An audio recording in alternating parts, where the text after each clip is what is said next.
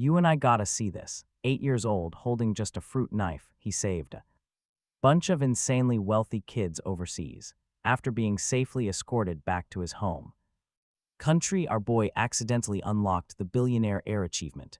During the supposedly tearful family reunion, his rich mother looked at him with pure disgust and warned, "It is fine you are back, but do not dare bully your little brother." When everyone assumed the kid would start crying, he just faced his dad, Arthur Thorne, and bluntly asked, "Is she my stepmom?" The housemaids nearby almost choked on their own spit. Thankfully, they quickly covered their mouths. "Madam."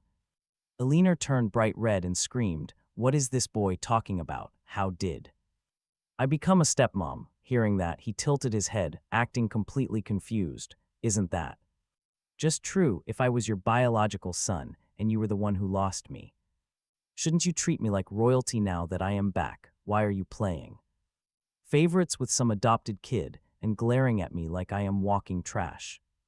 Right now, his flawless logic left the woman entirely speechless. She just stood there, totally buffering. He couldn't care less about these NPCs. He looked directly at Arthur. "Where is my room?" "Second floor, near the window," Arthur quickly replied. The kid nodded, turned around, and marched straight upstairs, all the way from the border to this mansion. His survival instincts kept him on high alert. He had not slept for days. He barely reached the bedroom before his entire body shut down. When he finally woke up, it was already the following morning. Seeing a toy next to his bed, he instinctively snapped its head right off, checking the inside.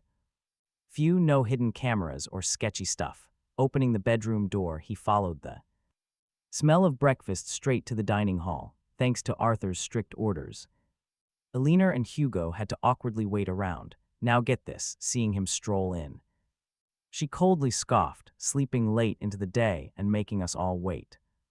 Zero manners whatsoever. Hurry up and sit down. Hugo is waiting to go out.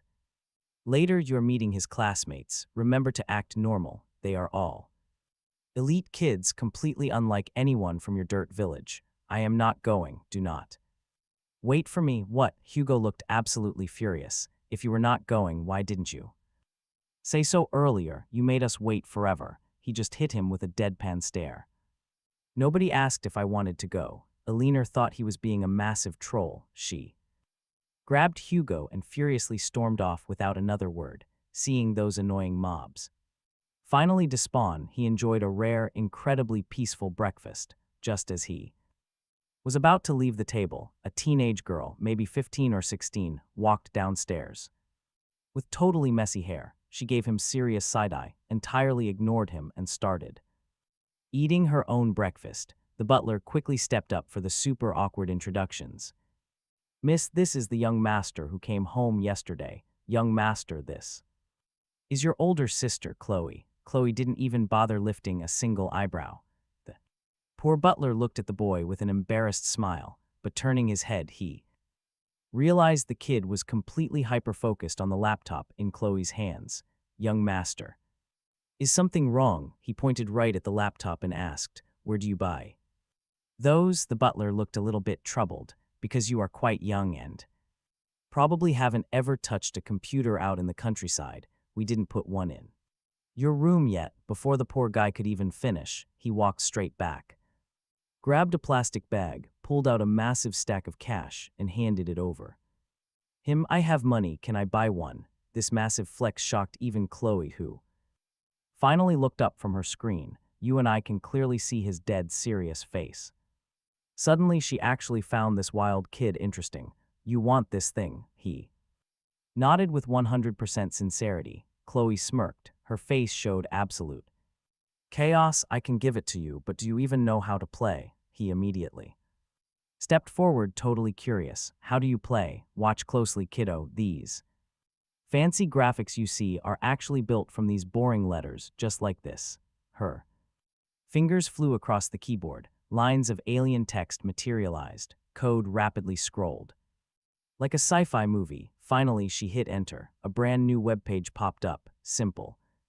Right? "Wanna try?" Even a literal potato could understand this. "If you fail, it proves you are totally hopeless and you cannot call me sister anymore." The poor butler was sweating absolute bullets, with her elite hacker skills challenging this wild little kid was basically bullying a baby, thinking about how the boy just arrived from the countryside. The old man felt terribly bad for him. Chloe casually picked our boy up and dumped him straight into her gaming chair. He poked around for a bit, relying on his insane photographic memory. He typed out a random string of characters and hit enter.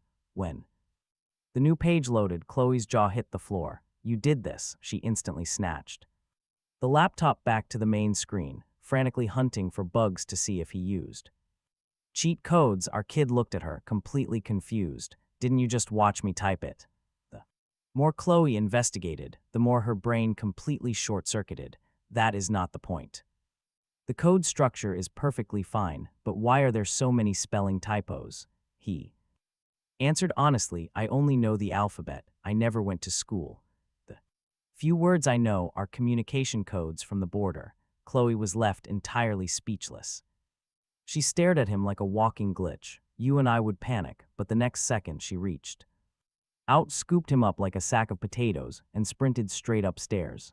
The butler was shaking with absolute fear. He chased right after her, yelling, "Miss, the master said no player versus player combat indoors." The only response he got was Chloe screaming, "Shut up!" Chloe dumped the kid into her multi-monitor gaming setup. She quickly pulled up 4 different massive code panels. "How much of this do you understand?" He scanned it. Looking completely unfamiliar, he pointed one finger at a line on the 3rd monitor. "Is this part typed wrong?" Chloe completely froze. She lined in and squinted. "Where?" "Right here." He dragged his finger up. Since it was a touchscreen, he effortlessly deleted the original code and typed a new line himself. Before Chloe could even react, he smashed the enter key. "Hey, do not touch that." Chloe was about to completely rage quit. Her hacker guild was in the middle of a massive cyber warfare tournament. They were desperately defending against a rival guild's server overload attack, trying to find a firewall loophole in record time to win the championship. She had not slept in days for this moment. She finally reached the final boss stage, and just because she went downstairs for some quick toast, this wild kid ruined everything. Get this, just as she was about to explode, the screen suddenly flashed bright white. A huge victory sign popped up with a question mark. At the exact same time, her headset completely exploded with her teammates screaming, "Holy cow, boss Chloe, you are a god. One shot, one kill on their weak spot. Their server just went straight to the Shadow Realm. We won. We are the ultimate champions." Hearing their monkey screams of joy, Chloe slowly turned her head back toward the 3rd monitor. Her eyes just grew wider and wider. Do you still want a computer? Because I will buy you one." Chloe scratched her head. Honestly, being carried by an 8-year-old was super embarrassing, so now she was desperately trying to bribe our guy. He didn't know what a tournament even meant, but little Leo figured he did well, so he didn't hold back. "Yeah, I want one. Deal, we are going shopping right now." By the time they arrived at the mega mall, Leo had already finished an entire dictionary. Chloe literally didn't believe it. She pointed at random street signs to test him. Leo just glanced. Not only did he pronounce every single one perfectly, he even dropped their meanings and quoted idioms for max damage. Chloe just stared at his tiny head in absolute horror. "How is your brain wired? Since when did we have SSR tier genetics? You and I gotta remember, this was his first fancy outing." Honestly, the kid was stressed. His survival instincts were scanning every single person nearby, calculating pure threat levels. Chloe thought he was just scared of crowds. She thought for a second, then grabbed his hand, comforting him. "Do not be scared. Big sis is right here." Inside the electronics section, she walked straight to a familiar store. Chloe waved her hand like an absolute boss. "Bring out the most overpowered spec setup you have for me." The store owner was Chloe's buddy, and seeing her drag a kid inside, he was totally shocked. Miss Chloe bringing her little brother shopping? That is a rare spawn. But wait, the young master looks way too crispy tan today. Get out of here. He is not that crybaby Hugo. He is biological. Okay, Leo stood near the counter waiting for the PC. Suddenly, his tiny collar was lifted straight into the air. It is too heavy, just let them deliver it. Chloe carried him out of the store like a stray kitten. Checking the map, they both headed straight toward the bookstore. Inside, she followed the signs directly to the IT section, grabbed a heavy stack of basic programming books, and shoved them right into Leo's arms. These are for building your foundation. Your current code structure is absolute garbage. He held a stack of books thicker than bricks. For him, everything felt so incredibly new. He had only seen places like this on television. Looking around, Leo spotted a very familiar girl. She looked up, saw him, and her mouth formed an O shape in pure surprise. She practically sprinted toward the kid. Leo, why are you here? I was going to visit you in 2 days. Are you doing okay? This was basically his only real friend in this city. She had helped him before, so he nodded. Yeah, I am with the Thorn family now. Food is good, thanks. The girl was super happy for him, smiling warmly. That is great, but Chloe Thorn is dangerous. You better watch out. She might bully you. She is the legendary school tyrant in both middle and high school. She spares absolutely no one. She was just worried about his HP. He shook his head, but before Leo could even explain, a big hand grabbed him and pulled him behind. Someone's back. Nora Quinn, who are you calling a bully? That is my brother. Why are you trying to aggro him? Nora totally froze. She looked at Chloe, then at Leo. You guys came together. Chloe instantly snapped. Duh, who else would he be with? You, Nora raised her hands defensively. Total misunderstanding. Your brother and I came back from the border together. He helped me a lot. I just wanted to check on him. Chloe thought she was acting like a fake NPC, but she finally let go. Mocking her, only a weakling like you would get kidnapped. What is the point of having high grades? A gentle breeze could knock you out. Now watch this. Facing the trash talk, Nora just smiled gracefully. She bent down to look at the heavy books Leo was holding. Are you really planning to read all these? Can you understand them? He nodded. Then he remembered this girl was a top-tier student, so he asked, could you help me pick out some reference books? He figured Chloe only maxed out her tech skill tree. That dictionary in the car was huge, but the actual world lore was just too complex. He only memorized it because his brain ran at supercomputer speeds. Of course, Nora smiled, her eyes curving into crescent moons. She was super happy to repay the favor. After all, his epic life-saving deed had to stay hidden, privately.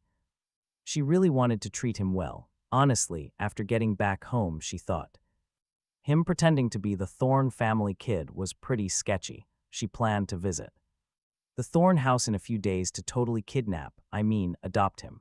Her family was rich enough to keep a stray kid, but get this, seeing Chloe guarding him like a raid boss, things just got way more complicated. Our boy was totally clueless about the intense laser-eye death stare happening between these two teen girls. He innocently followed Nora straight to the elementary textbook section. After checking the books she picked out, he was totally satisfied and just said, thanks. Nora reached out to pat his head, but Chloe glared daggers at her, so Nora nervously pointed to the top shelf instead.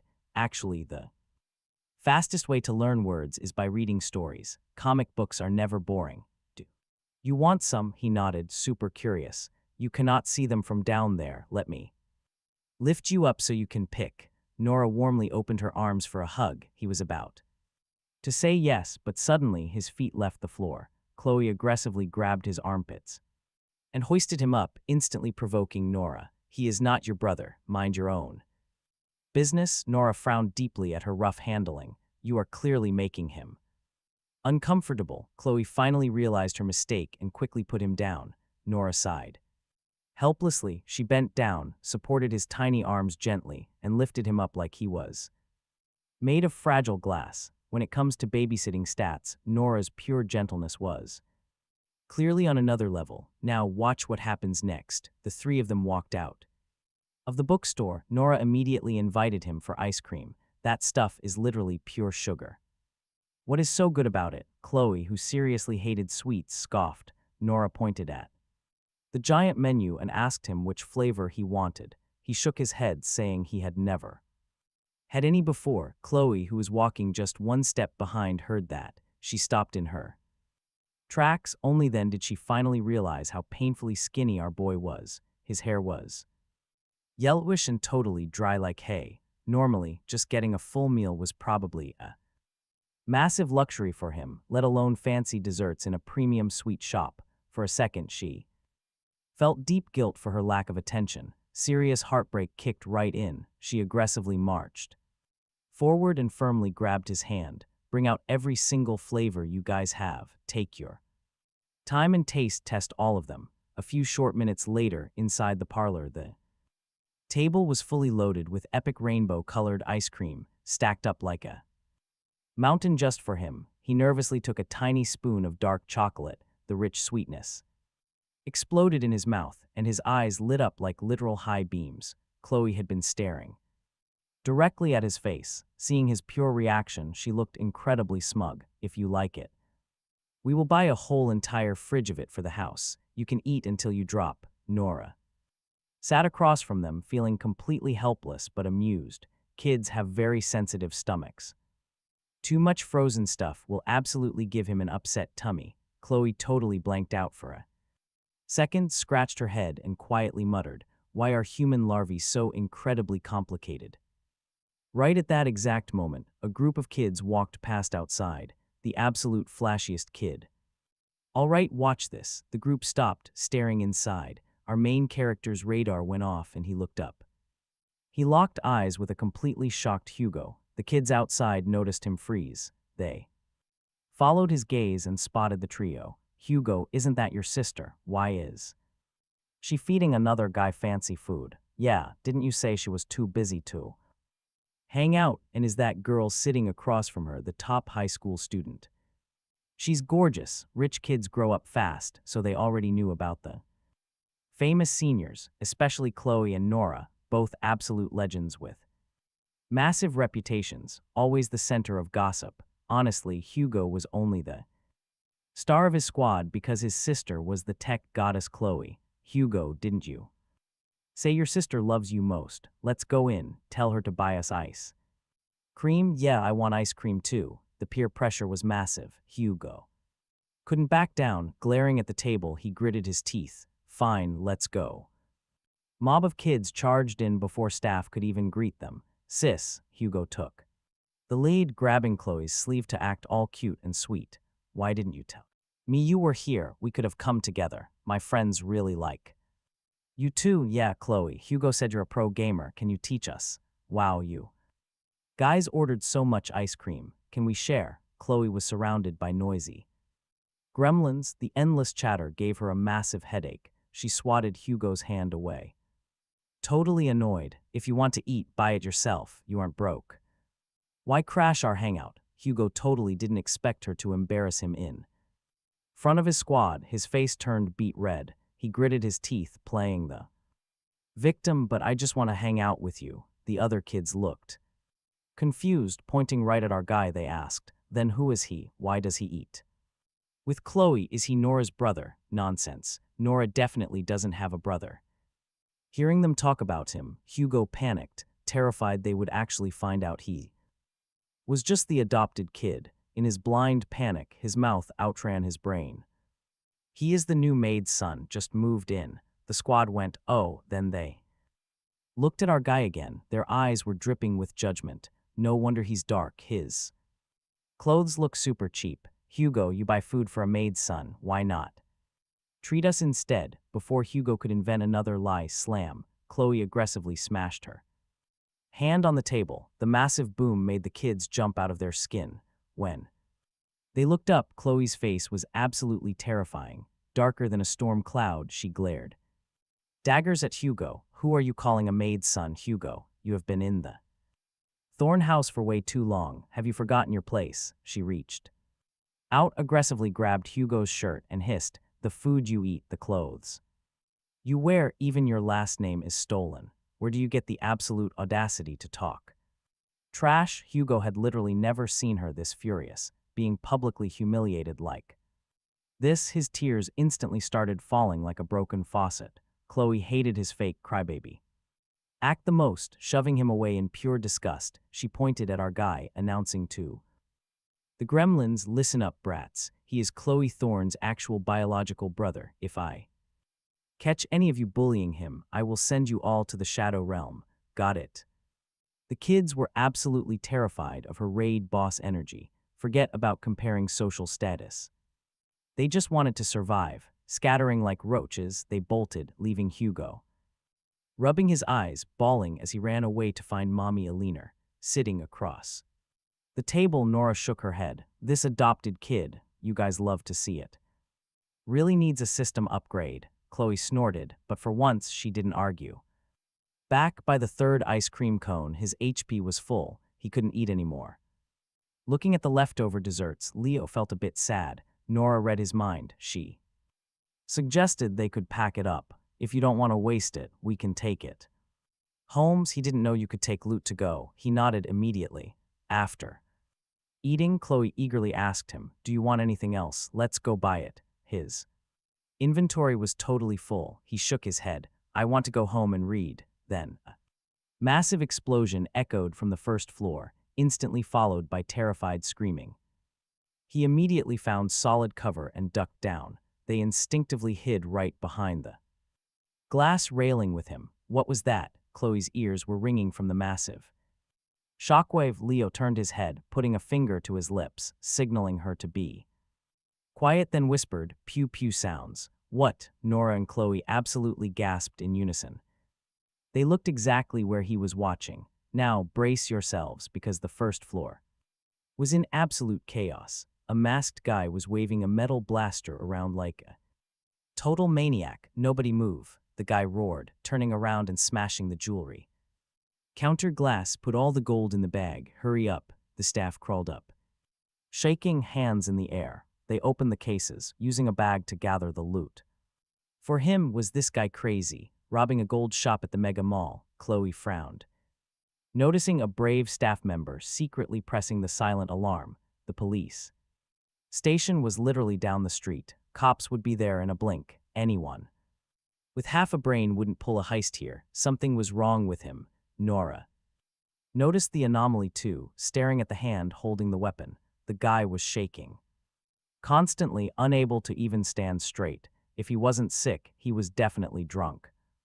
If the cops rushed in right then, it might trigger a total wipeout. Sure enough, a few minutes later, the tactical team arrived. Hearing the megaphone outside, the man's mood instantly went totally chaotic. He pressed the blaster right against a staff member's head. Did they snitch on him? Did they? Without waiting for an answer, he didn't even hesitate to pull the trigger. Bang, a huge shot rang out. Everyone witnessed a truly terrifying scene, but luckily the heavy recoil hit him, so his aim was absolute trash. The staff member only took a hit to the shoulder, falling to the floor, groaning. Even so, the entire mall filled with screams, among them a little kid's crying was exceptionally loud. The crazy man looked toward the noise, spotting a dozen kids all huddled together. He marched straight over, grabbed one, and pointed his weapon at the kid. Shut up, stop crying. The three of them on the second floor saw everything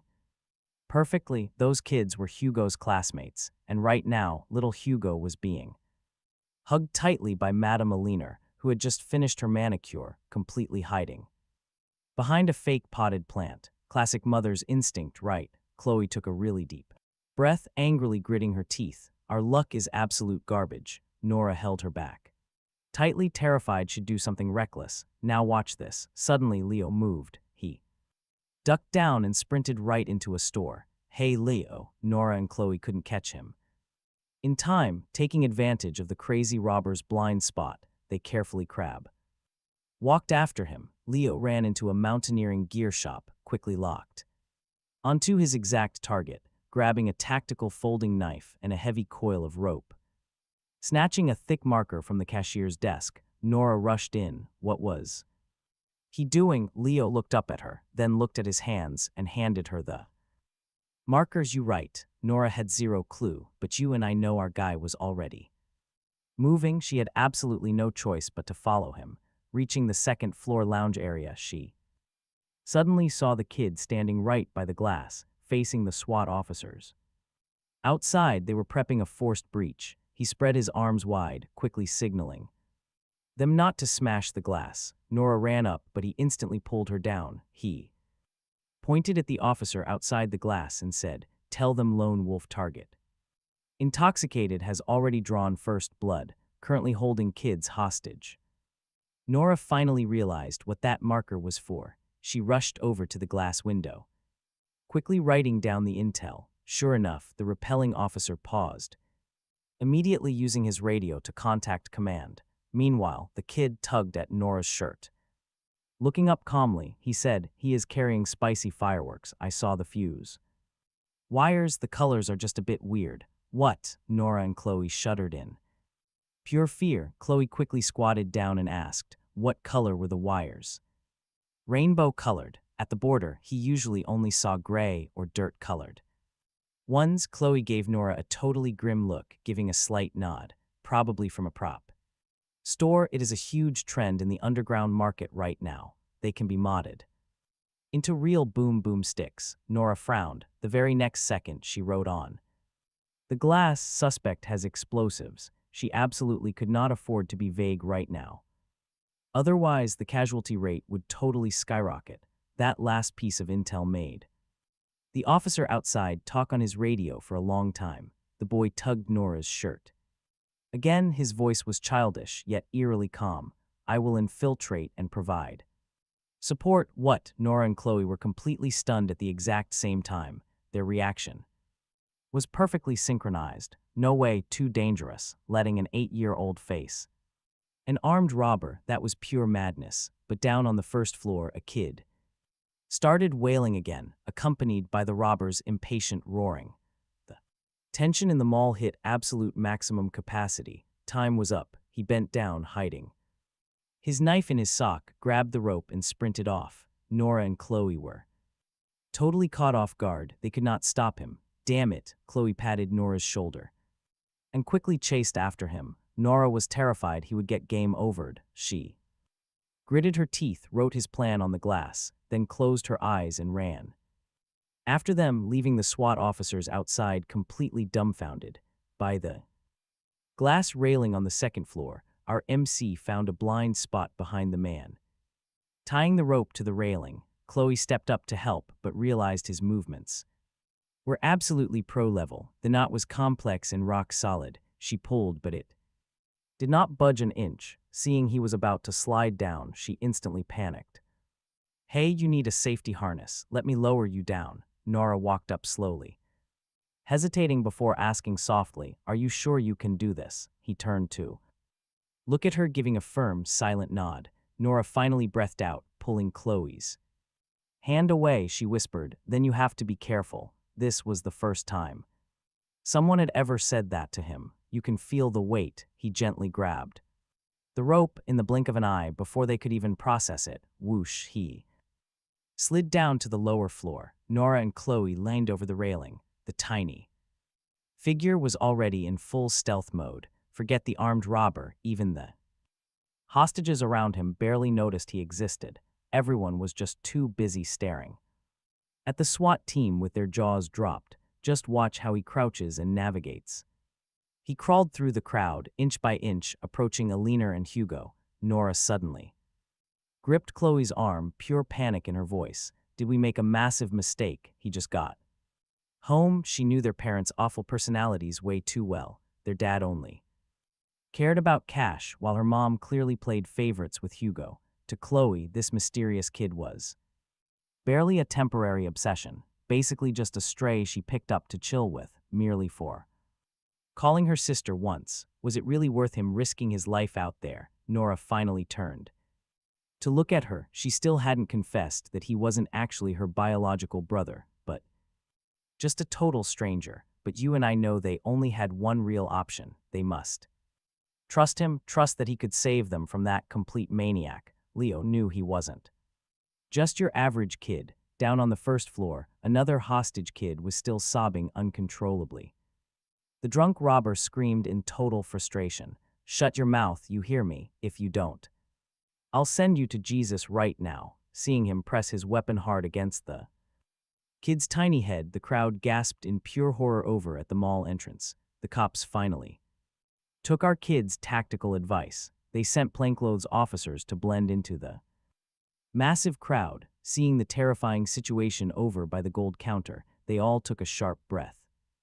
Thank God they didn't force a reckless breach earlier, with so many innocent kids and civilians trapped inside. Even one single casualty would be an absolute failure. The problem was the building's chaotic layout. Snipers had zero line of sight, massively increasing the difficulty of taking down the target. Right now, you and I wouldn't dare place our hopes on some weird little stealth kid. They could only slowly and secretly close the gap. Meanwhile, Leo sneaked past the large decorative plants when he suddenly popped up next to Alina and Hugo. Hugo was totally burying his face in Alina's chest, just sobbing. "Why are you?" Alina saw him, and her jaw completely dropped. Taking care of Hugo alone was already totally overloading her brain.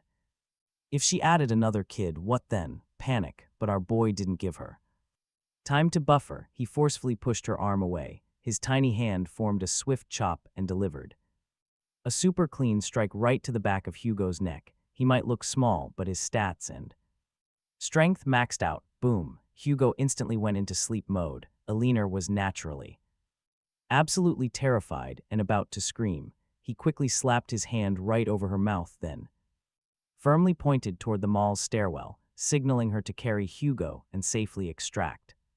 From there, just a moment later, Madame Alina finally calmed down, hugged Hugo tightly and quickly crawled toward the stairwell. There was solid cover there, so she wouldn't be easily spotted, but halfway there, she realized he wasn't following behind her. She simply couldn't help but look back, only to see him squatting silently, just watching her go. Leo, her lips trembled, screaming his name in her heart, but he just shook his head at her, urging her to hurry up and leave. "Don't stay, let's leave."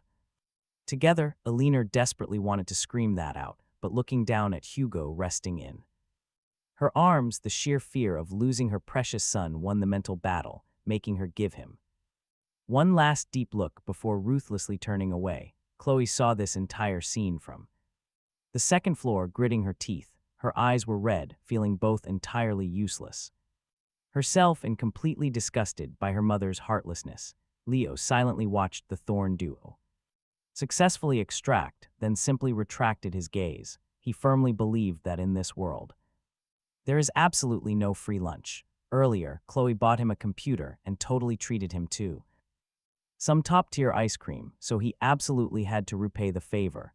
As for saving people in the whole mall, the grandpa who raised him once said, when there are just way too many bad guys, only by doing lots of good deeds can you remain a good person, and he lived by that.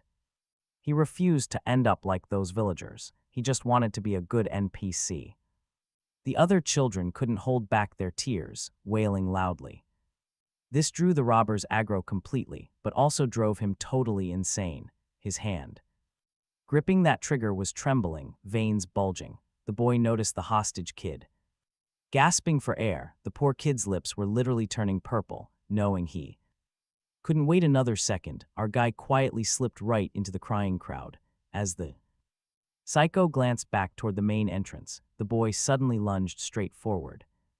He grabbed the hostage's legs and yanked hard, caught totally off guard. The criminal stumbled backward, instinctively dropping the hostage. Who did that? Which little rat?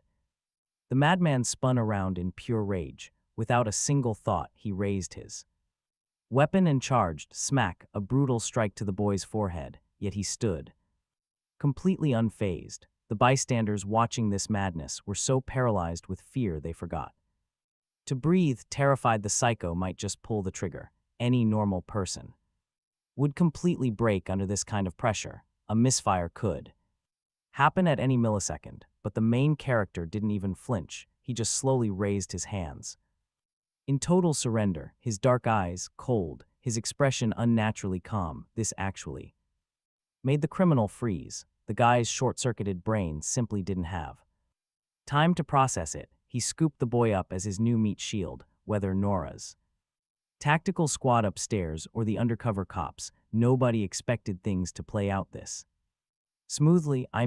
who expects a tactical masterclass from an 8-year-old kid.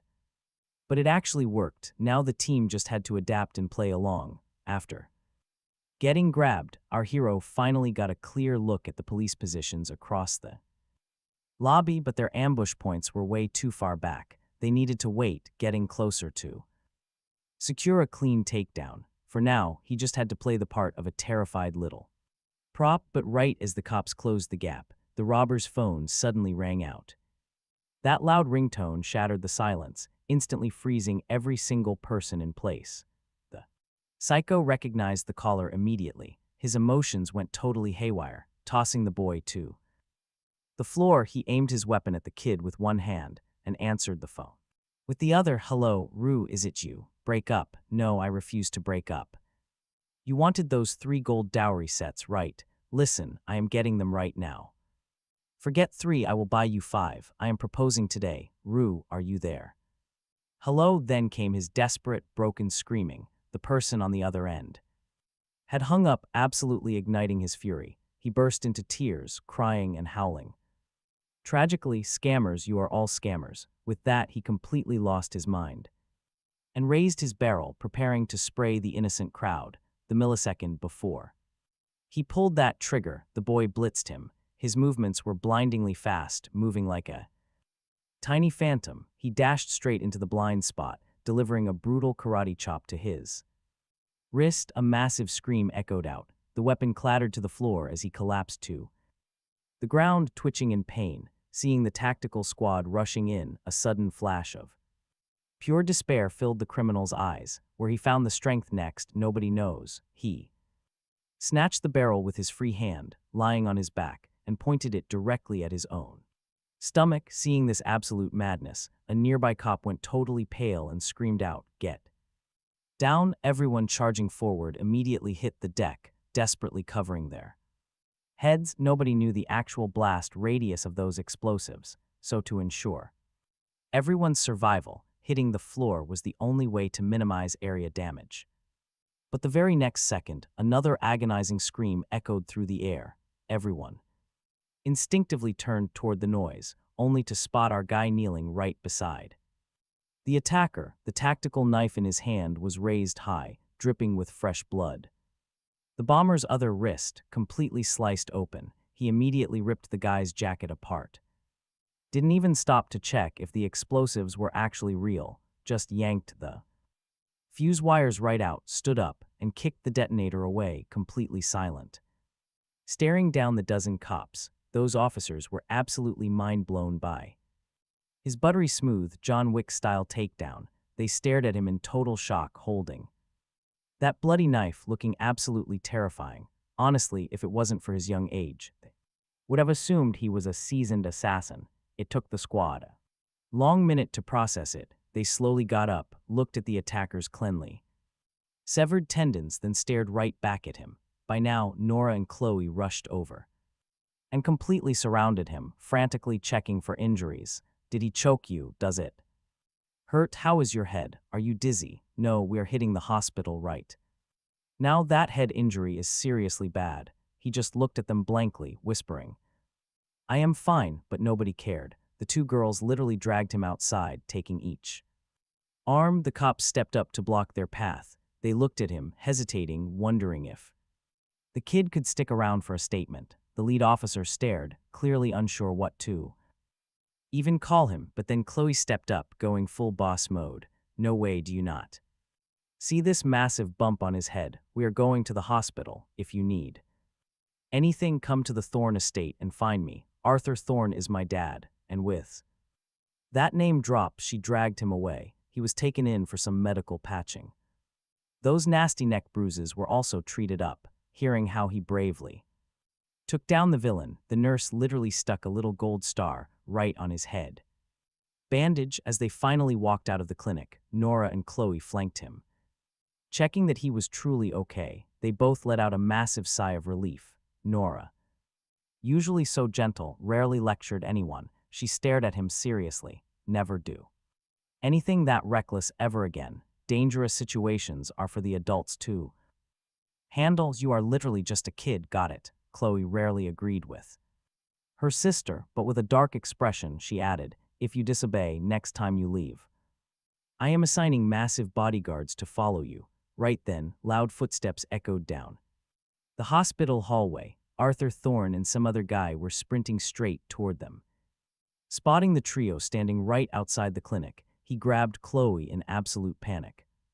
"Chloe, are you injured?" Chloe immediately swatted his hand away. "I was not the one saving everyone today. Why are you checking me?" Hearing that reality check, Arthur finally turned to look at him, but get this, his first reaction was not checking his health. Instead, he frowned and yelled, "Who gave you the right to play hero? Do you realize how insanely dangerous that was? I heard you even knocked Hugo out cold. Zero restraint. Do not ever do something that reckless again." The moment those harsh words left his mouth, forget Chloe, even gentle Nora looked completely furious. "Dad," Chloe could not hold it back anymore. Stepping right in front of him, she screamed, "He saved Mom and Hugo.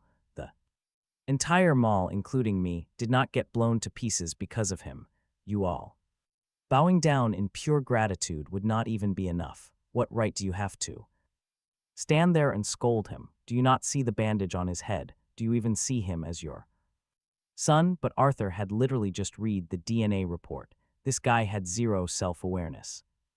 Right now, total chaos. Leo wasn't Arthur's real kid, just some bootleg replacement from nowhere. Plus, Arthur already registered the boy's name with Grandpa, which caused massive headache. Naturally, the man was furious. "Chloe, stay out of this." He shoved Chloe out of the way. "He runs wild outside. If I don't discipline him now, he'll cause a disaster later." Furious, Arthur tried to lunge forward again, but this time a second figure blocked him entirely. Nora. Nora was basically the perfect golden child. Smart, pure, always respectful to elders, but right now, total ice queen. First time ever, she glared. "Old Thorne, let's calm down." Suddenly, the older man who had stayed totally silent all this time stepped up. He squeezed Arthur's shoulder, smiling warmly. "The kid just survived something traumatizing. If you need to lecture him, at least save it for later. If you're still angry, why not let him crash at my place for a few days? I honestly like the little guy." Nora's eyes absolutely lit up hearing this. "Dad, I was literally about to invite Leo over. Let him recover with us." Her dad, the famous CEO Quinn, kept that trademark business smile and nodded. "Perfect. Your mom always wanted a son anyway. A couple of days at our house sounds great." Normally, given the massive business ties between the Quinn and Thorne families, Arthur would be ecstatic, but right now, total hesitation. His smile froze as he backed down. "I wouldn't bother CEO Quinn. The kid is too wild. Better he rests at home. His grandpa will be picking him up soon. Anyway, here's the thing. Leo had zero Thorne blood. Logically, Arthur should have tossed him out instantly, but he couldn't explain that to Grandpa. Plus, he had no time to find his real son yet, so Leo was stuck, basically cosplaying as the Thorne heir. With that logic, Arthur absolutely could not let another family snatch the boy away and risk leaking the secret. He stood firm, meaning the Quinn duo had to back down. Before leaving, Nora handed Leo her contact info, telling him to call if he needed anything. He nodded, stuffing the paper away. Meanwhile, Hugo was still getting a full body scan at the hospital, so only Chloe went home with Leo. They barely finished showering when the cops suddenly arrived. They needed to take his statement, and an entire squad packed into the Thorne living room, right next to the captain and the note taker. Over a dozen officers stood crammed inside, standing around super awkwardly. Sitting across from them, Chloe frowned deeply. "Do you guys really need this many people for one statement? Neighbors might think you're here to bust a cartel boss." Captain Luke just rubbed his nose, smiling nervously. "Well, honestly, today was entirely thanks to the young Thorne masters. Massive assist. Leo was basically their lifesaver, so the whole squad wanted to personally say thanks." Seeing the captain break the ice, those huge, burly officers behind him quickly stepped right up, bowing one by one to thank Leo. He just sat silently, holding his melting ice cream, just watching it drip, quietly counting exactly how many guys Still needed to say thanks. Now listen, without those mall security cameras, these cops absolutely wouldn't believe the kid sitting right. There was the actual maniac who raided the climbing store, geared up with rope and a knife, casually stopped the police from breaching, infiltrated completely solo into the robber's territory, and literally blocked a loaded gun barrel with his own head. The captain was stunned, sure, but he'd seen wild things before. He quickly snapped back to reality, ordering his team to stand down. The captain opened his questioning. When the gunshot went off, you two were together, right? Chloe nodded, stepping right up. Yes, we just finished our ice cream and walked outside. So your first reaction was hiding, naturally, Chloe said this like basic common sense. The captain smiled, but his sharp eyes were totally scanning them. Listen, a normal person hearing a loud bang looks for the source. They want to see the drama, not hide, meaning you instantly knew it was a gunshot. Chloe completely froze. That logic actually made perfect sense, but the first one hiding wasn't her, it was the boy. Her instinct screamed that the truth would get him in major trouble. She frowned, visibly annoyed. What are you implying here? Do you suspect we helped the robbers? Don't misunderstand us, just standard procedure. Captain Luke had solved cases for years. One glance, he instantly knew this girl was dodging his question. He didn't rush it. He just smiled, planning to dig deeper. Suddenly, the kid who was quietly eating his ice cream spoke up. I recognized it. It was a pew-pew sound. The whole room went dead silent, shocked eyes instantly locked onto the boy. Luke narrowed his eyes at this eerily calm kid sitting opposite him. Have you heard real gunshots before? Where? He licked the ice cream off his lip. At the border. Luke suddenly remembered the case file. It said the boy was kidnapped near the border. Those thugs definitely had weapons, but Luke wasn't sure if they fired them, because before that gang got busted, they perished in a fire. Your reaction time is insane. He closed the file, shifting the chat to the kid, keeping it friendly and casual. So why did you think of using a rope to save everyone? The bad guy had weapons and explosives. Weren't you scared? Now watch closely. Chloe sensed something was off, hating this leading interrogation. She was about to intervene when she heard the boy's crystal clear answer. I was scared. The boy nodded, his tiny face dead serious, admitting his fear of getting a game over. He added, but if I didn't do it, more people would get hurt. I promised Grandpa that I'd be a good NPC who helps others. His voice still had that baby tone, but those words left everyone in the room completely stunned. Luke, with solid detective experience, could easily tell the kid wasn't lying. He said it with pure sincerity, shaken by the absolutely unyielding resolve in his dark eyes. The interrogation just couldn't continue. Chloe felt super emotional too, unconsciously rubbing his little head. Who is Grandpa? He glanced at her, unsure how to explain it. He finally generalized, the person who raised me. I am an orphan. Grandpa picked me up, fed me, but I don't know his name. Chloe saw the nostalgia flash in his eyes, her own heart completely softened, trying to comfort him. If you miss him, bring him to live here. But the boy shook his head, looking down at the melting ice cream, whispering, no need. He logged out of life, ended by a criminal's weapon. I used $30 I made from guiding to buy a wooden board and buried him on the mountain. That was his very first time working as a guide in the ravine behind the village, helping them block the pursuit of 3 police cars. Even though the villagers took most of the money, the remaining $30 were handed directly to him. This kid really looks sharp, good potential. Too bad he is a bit young. The man smoking in the driver's seat smiled at him, but the back of that truck was leaking bloody water. It smelled like pure death. Word was they were smuggling expired frozen meat. Huge profits, sure, but eating that trash, you'd get seriously sick or have your life subscription completely canceled. Little Leo just wanted to bury his grandpa. He refused to join their shady guild. Seeing the kid back away, the smuggler smiled, a deeply menacing smirk. Born here, your fate is locked, he warned. Once a guide, always a guide. We are exactly the same, get it? but Leo wasn't about to accept that twisted server rule set. He refused to be a bad NPC, so later he drew a map of their whole escape route and handed it to the cops, exposed a massive loophole right at the border that those scumbags planned to use. That tainted meat never reached the city. The entire crew got totally busted, and by pure chance Leo walked past the guard post later, spotted a drawing there, it seemed like it was meant for him. He copied the words down, went straight home, and asked around. Turns out those two mysterious words actually meant thank you. Staring at that crude drawing, Leo figured he must be a good NPC. Chloe nearly broke down at his casual, logged out joke. She just glared daggers at Luke. This is because you talk too much. Bringing up the kid's tragic backstory made Luke feel incredibly awkward, too, especially since Leo's file said he was 8, but he looked like nothing but skin and bones.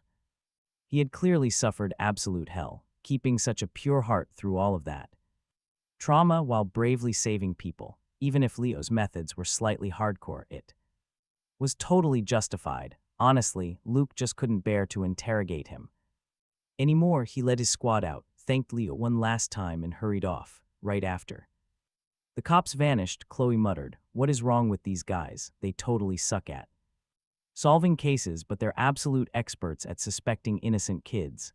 Later, when Arthur brought Hugo and Alina back from the hospital, the second they walked in, the dining table was absolutely stacked, and their normally arrogant daughter was buzzing around Leo like a personal maid. "Want this? Too spicy. Seriously, the sweet and sour ribs are god tier today. Eat more meat to buff up. Being way too skinny ruins your overall stats. Here, drink some soup. Let me serve you." The Thorne parents instantly felt a massive wave of jealousy. They had literally never gotten this VIP treatment. Hugo, who just recovered, immediately started wailing, diving straight into his mom's arms. "Mommy, why does she like him instead of me? He hit me today. It hurts. She should be hitting him instead. Why is she acting so nice to him?" Alina wanted to mute him, but it was way too late. "Wait, did you guys seriously not explain anything to him?" Chloe stood up from the table, her face absolutely full of cold mockery, staring daggers into Hugo's red, crying eyes. "You're seriously asking why I like Leo and not you? Because he saved everyone from those mall robbers. That includes you and Mom and all your bratty little friends. Meanwhile, you just hid in Mom's arms crying, got saved by Leo, and then actually came back to falsely report him." Alina couldn't watch this disaster anymore, stepping in as the peacekeeper. "All right, Chloe, your brother was just terrified. Everyone is perfectly safe now, so please don't ever bring it up again." Chloe stared at her mother, eyes heavy with absolute disappointment. Suppressing her shaky voice, "He did it because he saw you upstairs. Leo was afraid you'd panic, so he rushed down first just to save you. Mom, you grabbed Hugo and ran away. Do you realize Leo had a weapon pressed to his head, almost got his life subscription permanently canceled. You and Hugo bowing down to thank him wouldn't even be way too much. What gives you the right to ban us from talking?" They had never seen Chloe lose control like this. For a split second, everyone just totally froze, like their ping spiked to 999. Nobody moved. Then Leo softly whispered, "I just want to eat." Chloe finally wiped her tears, turning back to grab food for him. "You really like fish, huh? Did you live near the ocean?" But Leo shook his head. "No fish at the border. Sometimes freezer trucks would roll through, but honestly, those fish bellies were just for smuggling contraband." He had never tasted seafood in his entire life. "It just tastes really good. Eat slow or watch the bones," Chloe warned, seeing him inhale the food. She panicked, her attention locked entirely on watching him eat, making absolutely sure he would not choke. Her urge to argue with Alina and Hugo vanished. Hugo tried to speak up, but Arthur shut him down, leading the mother and son straight into the study. The DNA results were back. He handed Alina the file, telling her to read it immediately. Catching his grim expression, Alina felt suspicious and quickly snatched the report. "Wait, what? Zero biological connection to them. This kid was not their real son." Flipping to the final page and seeing the truth, she gasped, Hugo stood beside her, eyes practically glowing with excitement. He is not family, Dad. Kick him out right now, Alina agreed instantly. No wonder I never could. Feel a bond with him, just some random street scammer. Honey, tell me why. You kept this secret while Chloe treated him like royalty. Hearing this, Arthur's voice dropped deep. I cannot kick him out. Alina looked totally confused. Why? Because the real Leo Thorne probably met a grim end with those kidnappers months ago. And Grandpa demands a Leo Thorne. Well, here is a ready-made replacement, so he has to be Leo Thorne. Once we secure Grandpa's massive estate, I will throw him out of this Thorne house for good. Hearing the plan, Hugo was thrilled, instantly dropping his bitter hatred for the fake brother. As for Alina, even knowing her actual son was gone, she felt some brief sadness but mostly deep relief. Why? Because her perfect, stable, happy little family would remain totally undivided. So, when mother and son strolled out of the study hand in hand, bumping right into Leo on the stairs, she actually flashed him a rare, sweet smile. Hugo even played the friendly brother. School starts the day after tomorrow. We are in the exact same class. I will show you around. Leo gave zero reaction, walking straight to his room. He opened the new textbooks and comic books bought that day, quickly flipping through the pages, rapidly memorizing complex new vocabulary. Before hitting the bed, he could actually read entire picture books, hugging a classic storybook in bed, pondering over Snow White and Sleeping Beauty. Were these fairy tales real? His dark mind wondered why the royal huntsman would ever spare Snow White. Those 7 dwarfs definitely would not help her for free either, plus that witch's curse was seriously overpowered. A random prince could never defeat her in a fair fight. Stick with me. His second night in the city felt totally surreal. Early the next morning, before Leo even opened his eyes, someone knocked loudly on the bedroom door. Leo, are you awake? Chloe called out once, losing patience, and shoved the door wide open. Spotting the completely unopened computer box sitting there, she instantly raged. You hugged torn books all night. You did not even boot up the computer. What is so great about children's books? Your genius brain must be used for serious business. Do not waste your talent. Got it. While venting, she practically sprinted to the box, assembling the gaming rig in record time. 4 premium LCD monitors finally formed a glowing circle, trapping Leo inside so he was completely hidden. Right now all right, let's watch Chloe recruit our tiny MC. Join the East server tournament. Win this and you keep all the loot. She immediately pulled up the official tournament registration page. Our boy kept a total poker face, eyeing the Hacker Alliance banner, and asked if this was actual business. Chloe gave a nervous laugh. Fighting foreign invaders is pure justice. This massive cyber raid was entirely provoked by rival nations hitting the capital's cybersecurity department first. Those guys completely bypassed the firewall, blatantly slapping a highly toxic historical insult right on the official homepage. Absolute disrespect, right? This insane stunt sent total shockwaves through all the domestic hacker forums. Before the authorities could even react, the hackers decided to teach them a lesson. Our team grabbed first place recently, so we are the main heavy hitters today. But fighting the United States Cyber Division, I am pretty nervous. Chloe sounded super embarrassed. We are basically riding a tiger we cannot jump off right now. If we blow this first strike, the entire hacker community will literally mock us forever. Our kid did not care about money, but the idea of code actually attacking people. That was interesting, so he asked when the raid was starting. Chloe checked the clock. 6 hours until full assault. Hearing that, our MC nodded, opening his beginner programming book from yesterday to study. Chloe was terrified he wouldn't understand the basics, so she literally camped in his room, having the maid deliver breakfast upstairs. While they ate together, the kid was just slowly sipping a glass of milk. Chloe had already booted up voice chat. Boss Chloe, how is the prep? Did you really invite a god tier carry? Is the legend here? Her team had zero clue how they won before. Still completely clueless, Chloe monitored the screens while calming them down. Relax.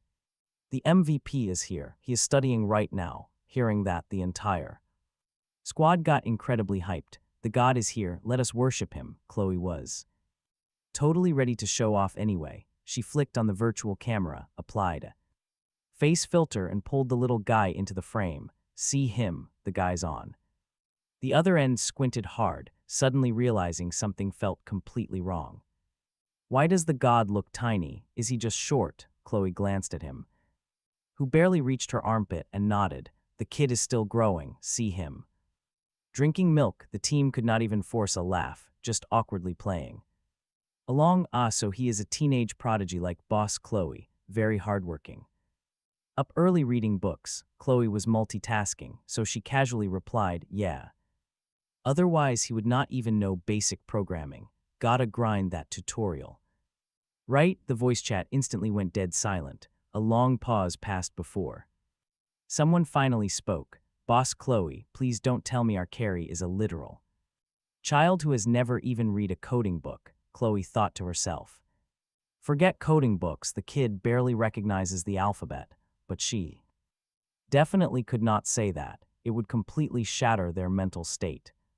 Guys, relax, I guarantee he is 100% fine. She patted her chest, making the promise, honestly, between you and me, if someone told her a literal toddler could hack a government site and carry the squad, she would think they were totally crazy. But after experiencing that insane mall incident yesterday, seeing our boys' cold demeanor and absolute pro moves, now, as long as our MC nodded, she showed this bizarre, blind confidence. But while she had it, her teammates definitely didn't. They honestly thought Chloe had lost her mind, like read the room. We are trying to hack an official US website. Don't you know their cyber tech is literally top tier globally? One tiny mistake, forget about just failing the hack, if caught. We are going straight to jail. You are rich, you have bail money, but we absolutely don't. Whoever wants to play this stupid game, go right ahead. The team's morale shattered instantly. Deciding to rage quit, Chloe actually thought they were joking at first, but seeing them log off one by one, panic finally set in. This squad was formed back in the Science Academy. Most were PhD students. She called them up, but they flat out refused to rejoin. Chloe lost it, cursing right on the spot. You cowardly turtles, who was so hyped about hitting rank 1 at the very start. Now you claim first place but completely chicken out of the boss fight. You should have spoken up earlier. I never would have teamed up with you scrubs. Damn it. Saying that, she slammed her phone down hard, breathing heavily with anger, and instantly blocked all contact with those ex-teammates. After blocking them, she just sat blankly in her chair, then turned to the kid beside her, who was still focused on reading. She gave a bitter laugh, reached over, and completely covered the page he was reading. Mission canceled. We are not doing this raid anymore. Our boy looked up, his clear eyes totally free of any impurities, not playing the light of justice anymore. Chloe felt embarrassed for a second about the lore she had just taught him. She sighed helplessly. The light of justice really isn't easy to maintain. Adults will always chicken out, with just us two. How could we ever pull this off? The authorities probably just want to save face. They will issue a strong warning and just let it slide. Thinking about all this, she suddenly felt learning to code was totally meaningless. Being a hacker serving true justice was all a lie. The kid didn't understand the heavy loneliness in her eyes, but he knew she was wrong. Doing the right thing shouldn't ever depend on being an adult or just a kid. If it is a program like yesterday, he can handle it. And if so, are you still willing to team up? What? Chloe stared completely blankly at the boy until the pure determination in his eyes infected her. The crushing depression from earlier evaporated completely. She slowly sat up straight. All right, this time we are going huge. She booted up her PC, dropping a bold message on the forum. We will absolutely fire the first shot. Originally, it was just a hype post, but soon the massive wave of gossip. Hungry hackers flooded in, questioning everything. We heard your team disbanded. What can you really do solo? I knew something was fishy when you guys won. Figures you would drop the ball halfway. Come on, bring it. Fire that shot right at my chest. let us see how overpowered you actually are. Do not tell me you cannot even trace my IP. Everyone registered on. The Alliance forum was a total pro. Nobody respected anyone else here. Chloe's skills were not bad at all, but among a bunch of god-tier players, she looked a bit weak. These online trolls made her so mad. She wanted to roll up her sleeves and absolutely flame them.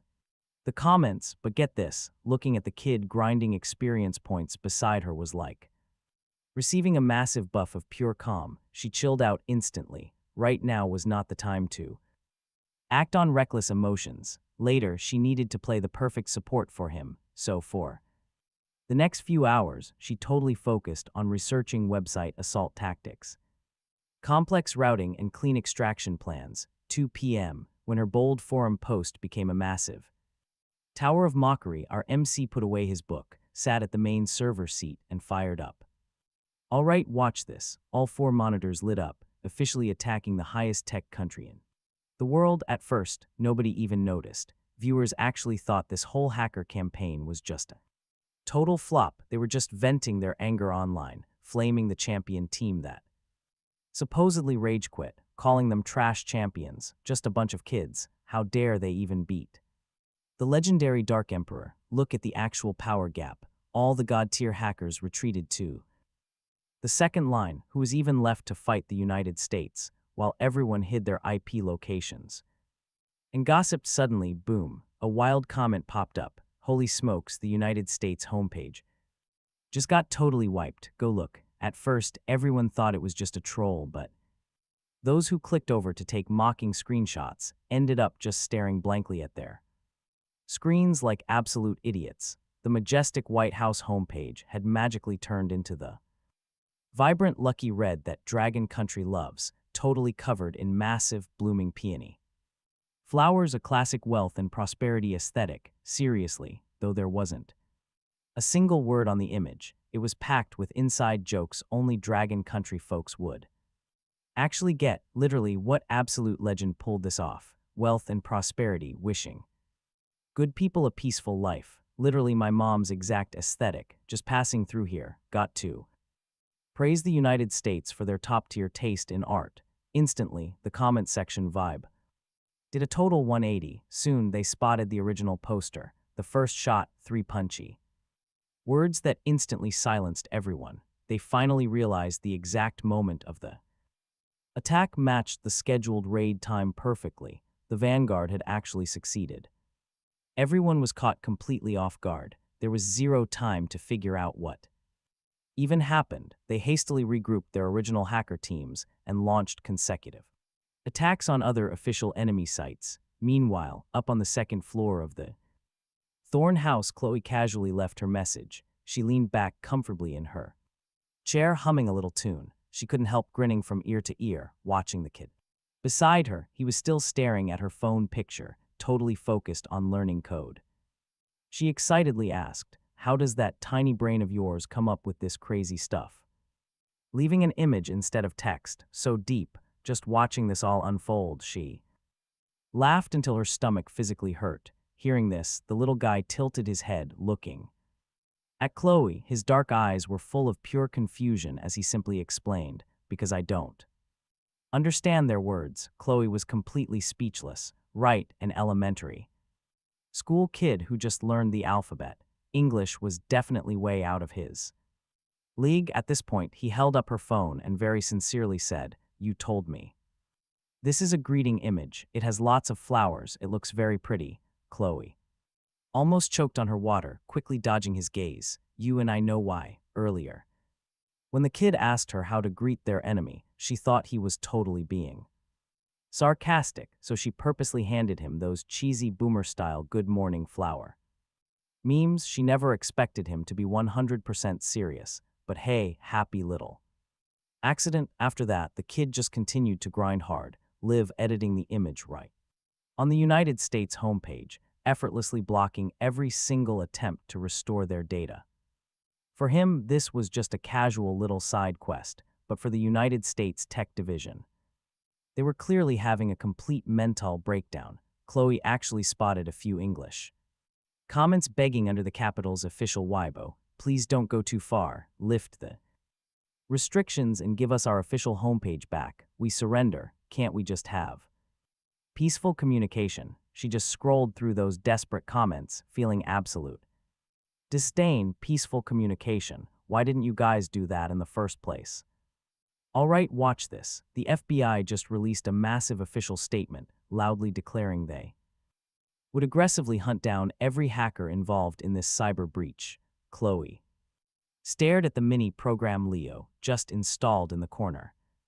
Turning to him, is this anti-tracking system actually legit? Although the encryption looked insane, making her marvel like she was witnessing a total genius. She still worried. What if the US had better tech guys? Hearing this, Leo didn't give her a confident yes. Instead, he just shook his head. I don't know, so I need to make the picture look prettier. Chloe completely froze. Didn't compute that for a second. What does this have to do with pictures? Leo thought about it and replied, if it's pretty, they will clearly see the genuine sincerity of my greeting. Chloe instantly felt this kid was way too naive. The adult world is way more complicated than he realized. She immediately sat up straight, no longer daring to relax, frantically monitoring the US tracking movements. Absolutely terrified the cops would kick their door down any second.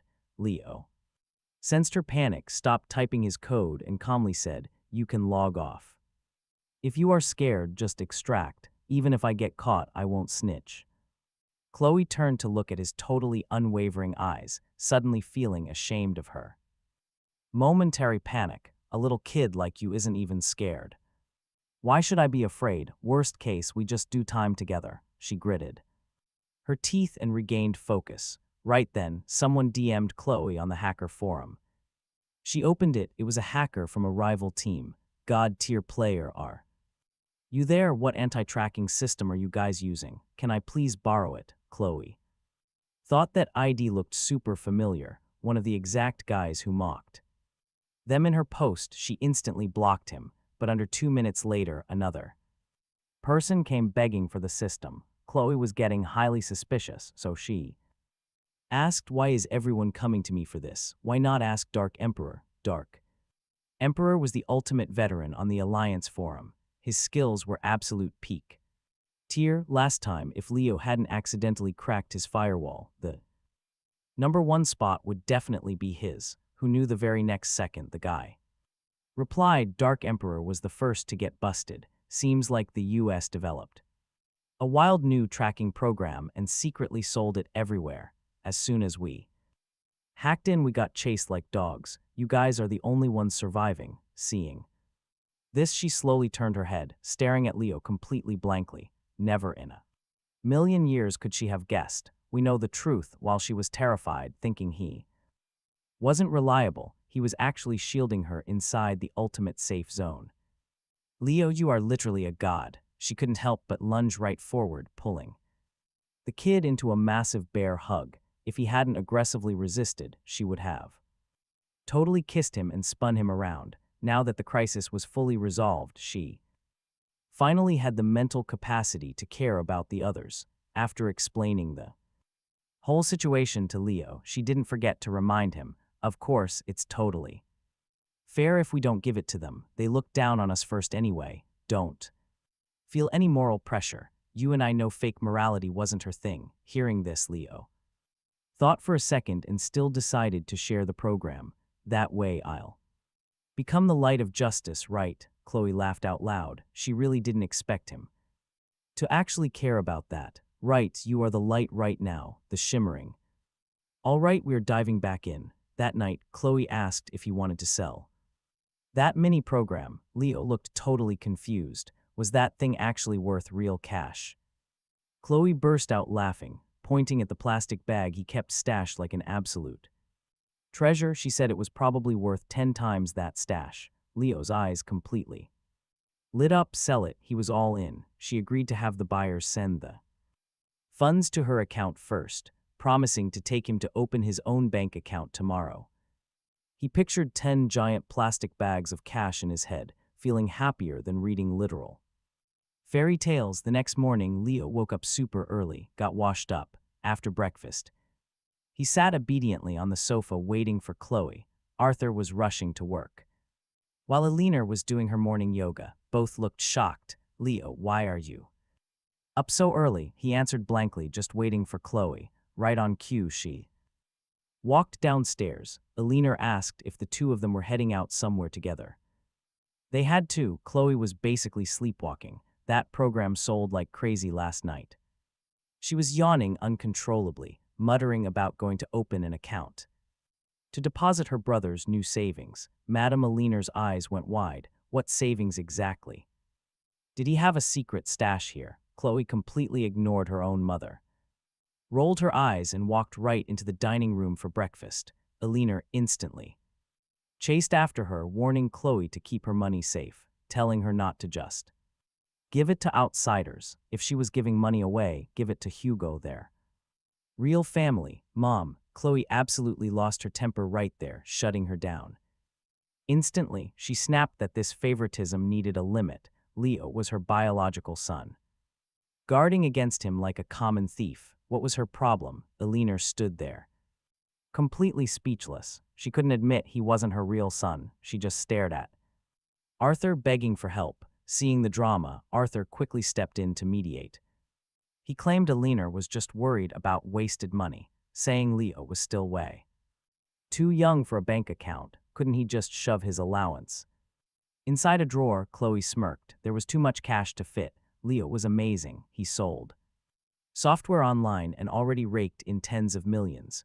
Opening a bank account was just basic convenience now. What? The Thorne parents were completely shell-shocked, doubting their ears. You and I know the truth. Tens of millions. This wild kid from the border actually had that kind of insane skill. Chloe wouldn't lie about this. The parents exchanged a look, instantly swallowing every single objection. Arthur gently patted his daughter's head, looking extremely proud, saying their Chloe was finally acting like a real big sister. Since they were hitting the bank anyway, get Leo's household registration sorted out too, then they would truly be family. Hearing that, Chloe smiled. Happily, she had it handled. Meanwhile, Leo sat in the living room, finishing his milk, tilting his head at that fake, warm family of three over there, his cat-like dark eyes practically sparkling under the sunlight. After breakfast, Chloe changed into some sportswear, then led him right outside. Just as they were about to hop into the family car, Leo grabbed her shirt, looked up, and firmly said they weren't taking this ride. Chloe was confused, following him to the front gate. Down at the end of the road, a familiar SUV was rolling right toward them. The car stopped. Nora's calm, pretty face appeared, waving at him. So glad he wanted to hang out. Had he been doing okay these past 2 days? Leo nodded, stepping forward, wanting to just open the door, but the car was massive, a bit tough to open. Chloe walked over with it. "All right, watch this." She pulled open the door and casually scooped him up. "Why did you invite her? We have business to do." Once inside the car, Chloe just wouldn't stop complaining. Meanwhile, our guy sat completely silent, waiting for them to leave the villa estate. Then he suddenly dropped a massive bomb. "I'm not your brother." Bam! Nora slammed on the brakes immediately, whipping around to stare at Chloe like she had seen a ghost. Why did the kid just expose himself? What was happening? He pointed straight at Nora. "If you don't believe me, ask her." Nora rubbed her nose. She totally got played here, but honestly, this entire mess was her idea anyway. So, after parking the car for half an hour, she finally confessed everything. "You two actually teamed up to trick me." Chloe was absolutely fuming right now. All her affection for the kid felt totally betrayed. Nora just felt helpless. She was honestly terrified the cops would link those dead kidnappers straight to him, so she let him use a fake ID. When the DNA report finishes, she planned to just adopt him into the Quinn family, but Chloe was still seeing red. "What DNA report? My dad saw your dad pick it up." "Did he seriously not tell you? That report arrived yesterday." If Chloe knew the real truth, she wouldn't be freaking out. Chloe's jaw hit the floor, looking completely dumbfounded. She never knew. They didn't tell her, and even worse, this very morning, her dad ordered her to finish his household registration. right at this moment he softly chimed in. They want to adopt me. Nora was stunned, asking in total confusion. Why? The Thorne family was definitely no ordinary household. We know they wouldn't randomly adopt a kid with zero blood ties, but he didn't even need to explain it. Chloe already figured the whole thing out, gritting her teeth. They want Grandpa's inheritance. Inside the car, Chloe stayed dead silent for a long time. He couldn't quite read her complex emotions, so he honestly replied, I really don't want to join the Thorne family registry. Chloe instantly understood. She remembered this morning, the moment her dad heard how much cash he had. His attitude became incredibly loving. It actually made her sick to her stomach. Don't worry, I won't touch a single penny of yours, and I won't let them touch it either, he nodded, staring at her seriously. You are different from them. You're a good NPC. Chloe froze, strangely comforted by that. The bitter feeling finally faded, and she started plotting for him again, up in the driver's seat. Nora overheard everything and kindly reminded them, if that's the case, why don't you just create your own independent registry? But the head of the household actually needs a property. Wait, what? Chloe had never dealt with this stuff before, but our MC understood immediately. Real estate. So, you basically have to buy a house. Chloe frowned. She never expected this level of complication. Nora just smiled. Checking the rearview mirror, she offered a solution. I have an uncle in real estate. Trust me, I can take you to look at houses. His heart skipped a beat. With practically zero hesitation, he quickly agreed. Nora's uncle obviously wasn't just nobody. He was literally the biggest real estate tycoon in town. After the three of them entered the huge sales center, Nora called him. Unfortunately, he was out of town on business, but Uncle Sterling had already arranged for a VIP guide. Someone would show them around soon. Hearing this, our MC wasn't rushing. He casually walked over to the display case in the lobby's center, curiously checking out the model house. Looking at the models, our kid remembers his childhood, living in a burned shack. Burn marks everywhere. Rumor was someone died there. Every day, the old man who raised him scrubbed those walls, promising they would get perfectly clean eventually. He used to say, wait until it is clean. This place will be our home. The kid never fully understood. He figured a solid roof blocking the wind and rain was honestly good enough. Just the two of them surviving together in that shack. Did that not count as home? The old man had the kindest eyes, but simply shook his head and said, you need a proper house to make a real home. A cozy, warm place where others will actually want to live and become your true family. But sadly, those dirty ash stains never did get cleaned up, and the sweet old man passed away. For years, our little guy lived in a rough hut right behind the village, basically acting like a stray cat guarding the roads. He never had a home. Now he stares at these miniature mansions. If he bought a fancy place like this, his grandpa would have absolutely loved it. Suddenly, a rude figure shoves right past our hero, she yells, whose feral kid is running around off a leash causing trouble here. The woman totally bumped into him, but instantly played the victim, grabbing her dress. Do you have any idea how much this designer outfit costs? If you get it dirty, could you even afford to pay? The sales staff rushes over in panic, apologizing quickly. We are so sorry, miss. Our absolute mistake. Please calm down. Calm down, my foot. This filthy brat needs to apologize. If his useless parents cannot teach him manners, I will do it myself. Do not dare stop me, because I know your manager. We all know she is acting ridiculously entitled.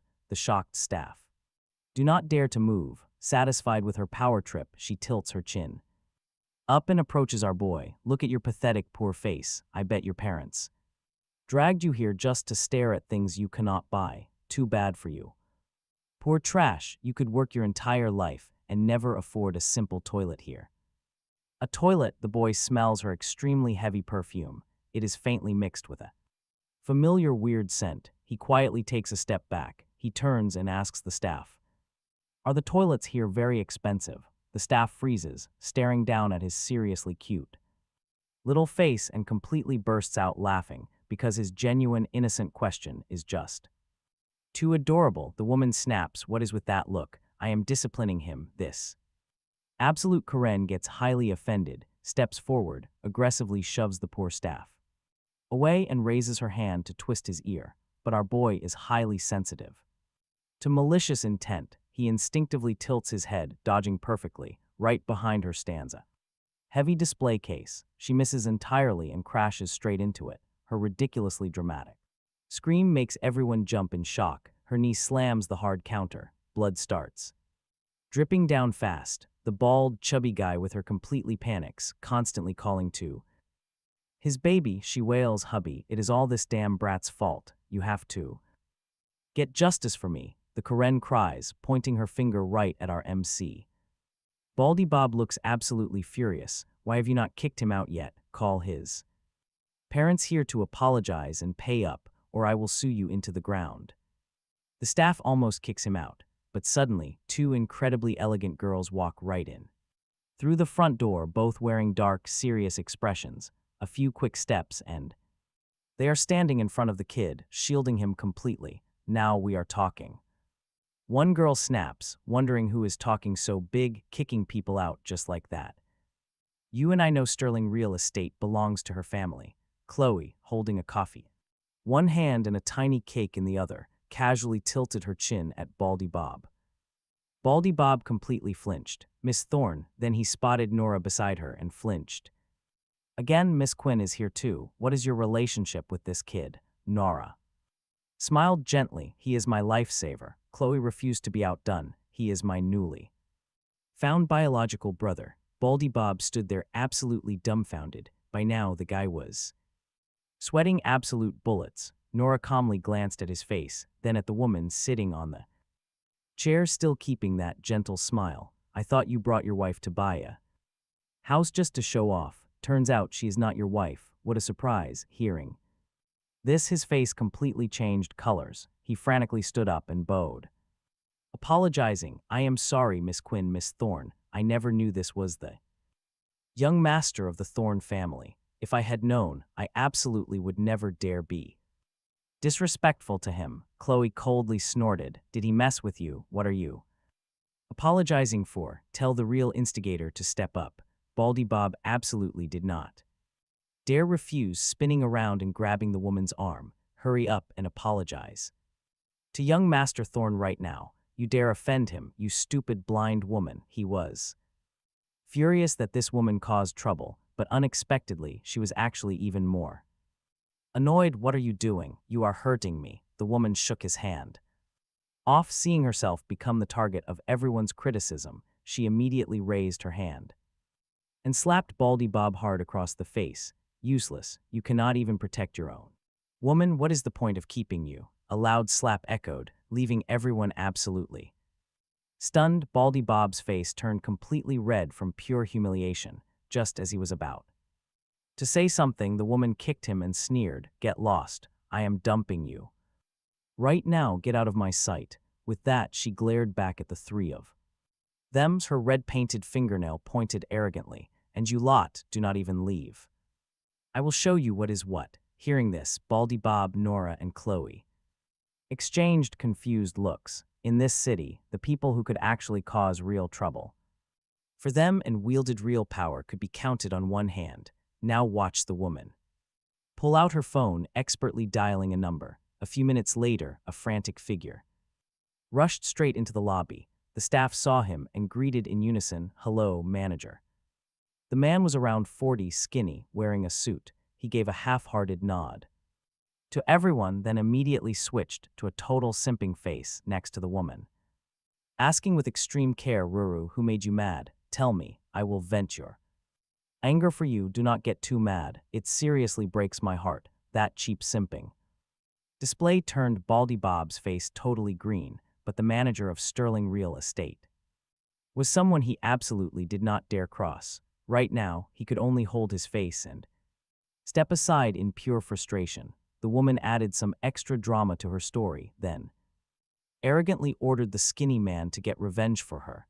"Anyway, if I am not fully satisfied today, do not ever contact me again. Okay, leave it to me." The man coaxed her, then turned to look at the trio, frowning hard. This is a sales office and we sell luxury premium housing, not a place for you brats to hang around. Now you offended our top client. Apologize and compensate immediately, he sounded. Like he was stating facts. Nora looked at him, totally amused. You do not know me, my dad's last name is Quinn. He actually knows your boss. Nora and the Sterling family were literal official in-laws. She had been here quite a few times, with this heavy reminder. The guy vaguely remembered her. His expression shifted, looking a bit conflicted.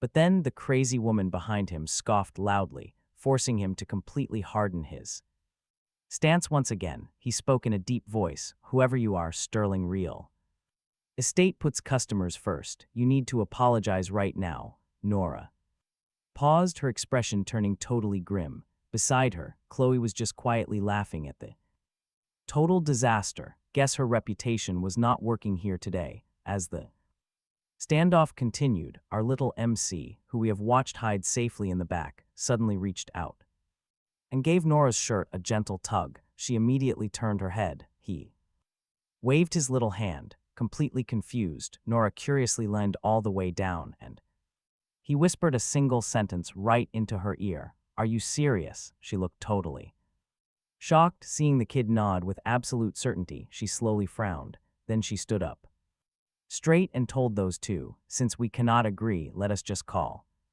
the cops. Let them decide. Call the cops. Everyone in the room was completely shocked, thinking that turning this tiny argument into a major case was totally blowing things out of proportion. But Nora stood her absolute ground. We are definitely not apologizing. And we are going to sue that woman for threatening a minor.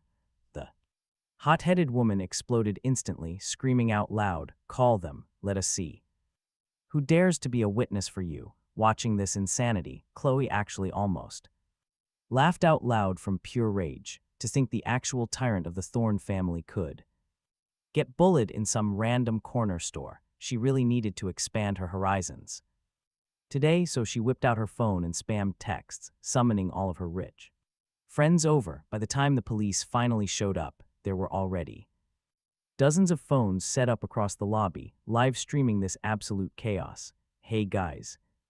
Today's drama is incredibly spicy. The eldest daughter of the Thorne family went to buy a house and got hit with an absolute scam. Everyone watching, do not miss this wild mess. Come take a look. What kind of fool actually dares to mess with Miss Thorne? Apparently the other side has inside connections at Sterling Real Estate, literally planning to commit perjury right here.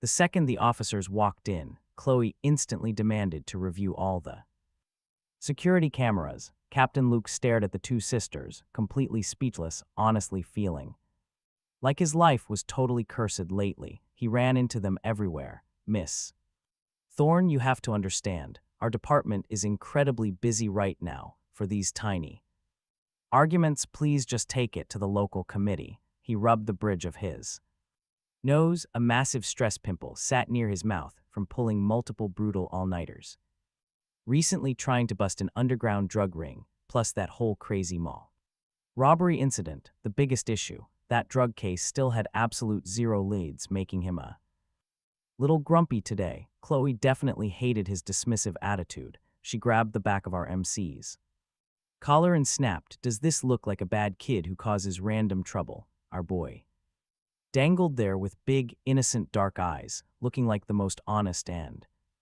naive kid. Luke stared at him, nodded and muttered, he really does not, more than just looking innocent, but we both know any kid who soloed a mall robber has already surpassed 99% of adults, way beyond normal child levels. What does that mean? Are you colluding with these brats now? The angry woman screamed again, instantly pinning a dirty label right onto Captain Luke's head. Chloe turned and glared. She flashed a highly smug, disdainful smile right back, trying to use a live stream to control the narrative. You little brat, then do not blame me for adding some serious spice and talking absolute nonsense.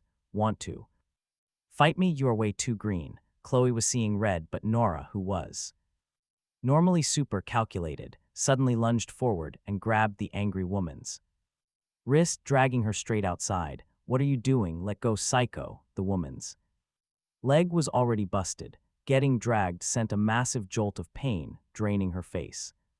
She totally lost her mind, pure rage. She grabbed the handbag next to her and smashed it down hard on Nora. "Hey, hey, break it up," seeing the chaos, Luke stepped right in to stop them, but before he even moved 2 steps, a tiny figure zoomed past, lunging straight at the furious woman. "Get off me, you crazy little freak." The kid bit her wrist hard. She screamed out in pure pain, desperately trying to shake the little one off. Dodging her strike, the kid casually pulled the handbag zipper. Zip.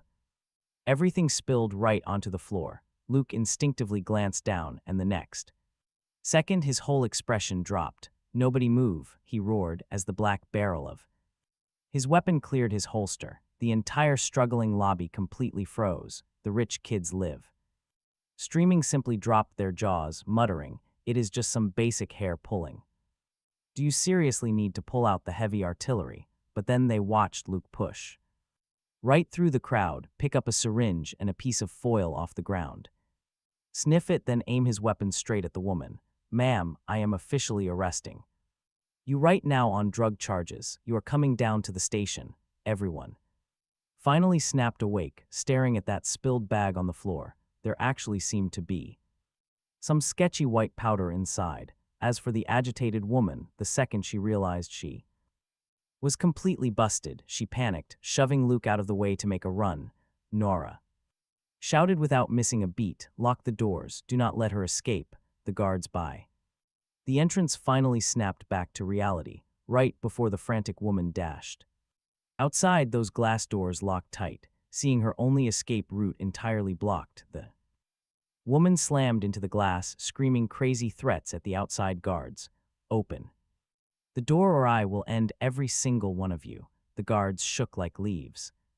Thank perfectly good timing, Luke caught up, instantly subduing the woman and pinning her down.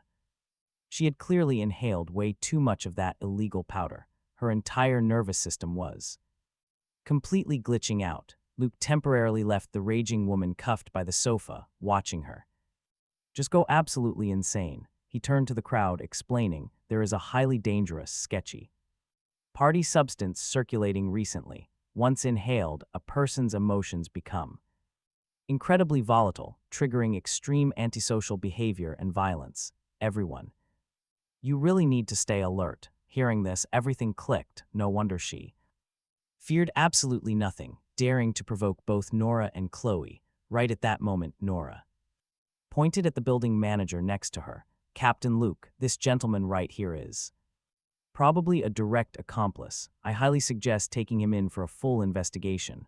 That manager was the exact guy helping that woman vent her rage, being called out. His eyes flashed with brief panic before he desperately tried acting calm, replying, "Miss Quinn, this is just a personal grudge. You cannot falsely accuse me just because I refused to help you earlier." But before he could even finish, Luke walked right over, face incredibly dark. His voice dropped deep with a probing, dangerous tone. This new dangerous powder started circulating directly inside these high-end, premium residential areas. We always suspected an inside man was handing over client lists straight to the criminals, and a real estate manager. He could absolutely pull this exact scheme off, so please come with me. The manager instantly went completely mute. Realizing he couldn't fool anyone, the guy bolted, but you and I know Luke was totally ready, grabbed the guy, yanked up his sleeve, and bam, fresh needle marks. Right there in plain sight, the whole ugly truth exposed. From there, the situation totally escalated fast. That woman, the missing link they needed. Fast forward 30 minutes. Every single clue lined up, confirming the woman was actually the crime boss, the manager. Just her pawn reeling in wealthy clients. Together, they had spun an invisible network across the entire city. Sterling Real Estate was their next hunting ground. As the squad hauled the ringleader away in handcuffs, they tossed Luke a wink and a thumbs up. "Captain, you're a legend. Snagged the boss just like that, cracking a massive syndicate like it's an absolute walk in the park." Luke, completely speechless. Honestly, the guy was utterly confused. He couldn't figure out how showing up for a tiny, random noise complaint led to busting a massive criminal empire. Still baffled, Luke turned to look. Back at the lobby, past the detained staff and those wealthy kids still lived streaming. He spotted Nora, Chloe, and that really weird, feral-looking kid, if his memory served. That woman's bag earlier had something strange inside. He was just about to walk over when Nora stepped right into his path, blocking him. Calling the cops was actually my idea. I've got a few extra details for you, Captain. She smiled, looking completely innocent. Totally harmless, right? Wait, that was you. Luke paused, scanning the teenager. Did you seriously call us over a tiny argument, or did you realize who he was? Did you know he was a criminal? Nora casually checked the hidden cameras around. Then calmly replied, I saw the fresh needle marks on his arm. That's it. Luke frowned hard. Her excuse had a glaring plot hole. Think about it, regular diabetic. Patients inject insulin all the time. Your average, everyday person wouldn't instantly jump to illegal substances, right? Oh, is that how it works? Nora acted surprised. Playing the naive teenager, she innocently shrugged. Maybe I just binged too many crime shows and got paranoid. But hey, accidentally helping the cops is a good deed. She brushed it off effortlessly, but Luke's mind was practically buzzing with red flags.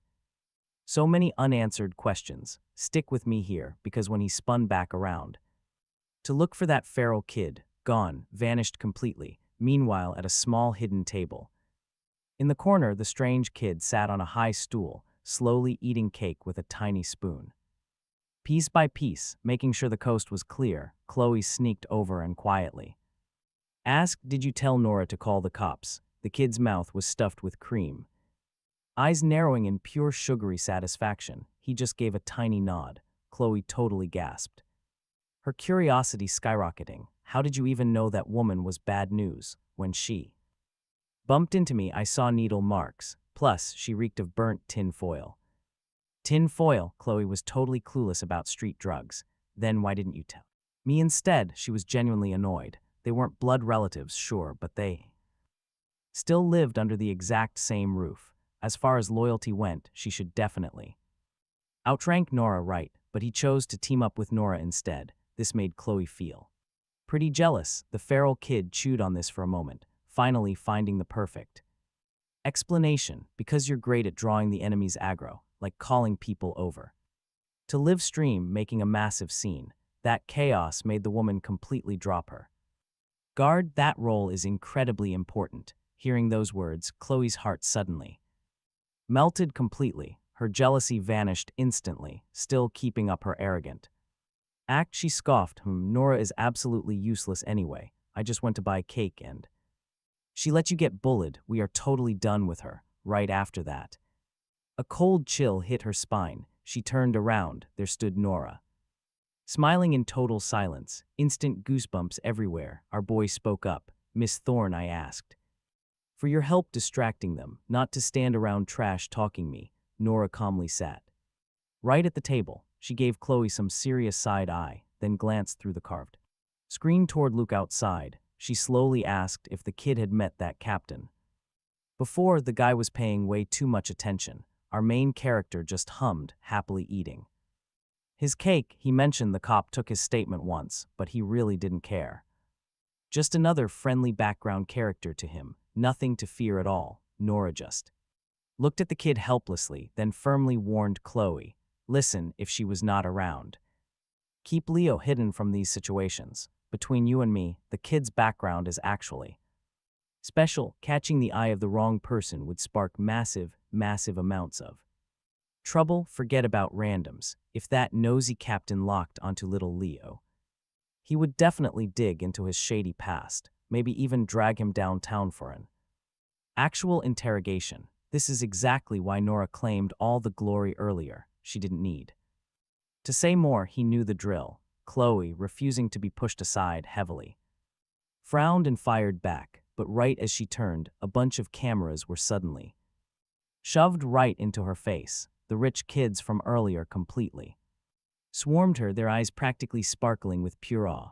Boss Chloe, you are Absolutely cracked. One single move and you busted a massive case. Epic news that even the media missed completely, and we got to stream the whole thing live. Just look. At my crazy viewer count, it is skyrocketing right now. Remember those toxic haters who called you a bully earlier? Now they are all calling you an absolute genius. And totally sharp, a literal hero. The crowd kept dumping endless compliments, sending Chloe straight to Cloud 9. Once the cops finally wrapped up and cleared out of the model home, some middle-aged guy desperately rushed right in. Nora was honestly shocked to see him there. Uncle Sterling. Weren't you completely out of town? Why back so soon? Mr. Sterling, the big boss of Sterling Real Estate, hurried over looking pretty shaken up. He sighed. You all ran into such a wild mess. How could I just sit still? I rushed straight back. Immediately, is everyone okay? Any injuries? I am completely fine. They never touched me. Nora shook her head, quickly introducing Chloe and the boy. The plan was to accompany him house hunting, but they accidentally stumbled into a crime scene. Her words clearly held a heavy hint. Mr. Sterling immediately locked onto the kid, beaming, and warmly patted his little head. He joyfully laughed. Well then, young Master Thorne is my absolute lucky star. If not for you, my entire residential project would have become a massive drug den. So here is the deal. Which house do you want today? I guarantee total satisfaction. After that, Mr. Sterling personally drove them around the estate to choose. Seriously, you and I need this luck. He stopped and stared forever at a sick villa with a pool, turning around to ask the boss how much it cost. Mr. Sterling was incredibly amused by the kid's adult level bargaining tone. He happily patted his head again, generously declaring, zero money needed today. I am gifting this house to you. The boy blinked at him, totally confused. Why, Mr. Sterling just chuckled, bending down to explain, because without your help I would have lost millions, so just take it. You and I love a happy ending. All right, you and I are watching our main character receive his very first thank you gift, and it was a villa worth tens of millions, with CEO Sterling pulling strings in under an hour.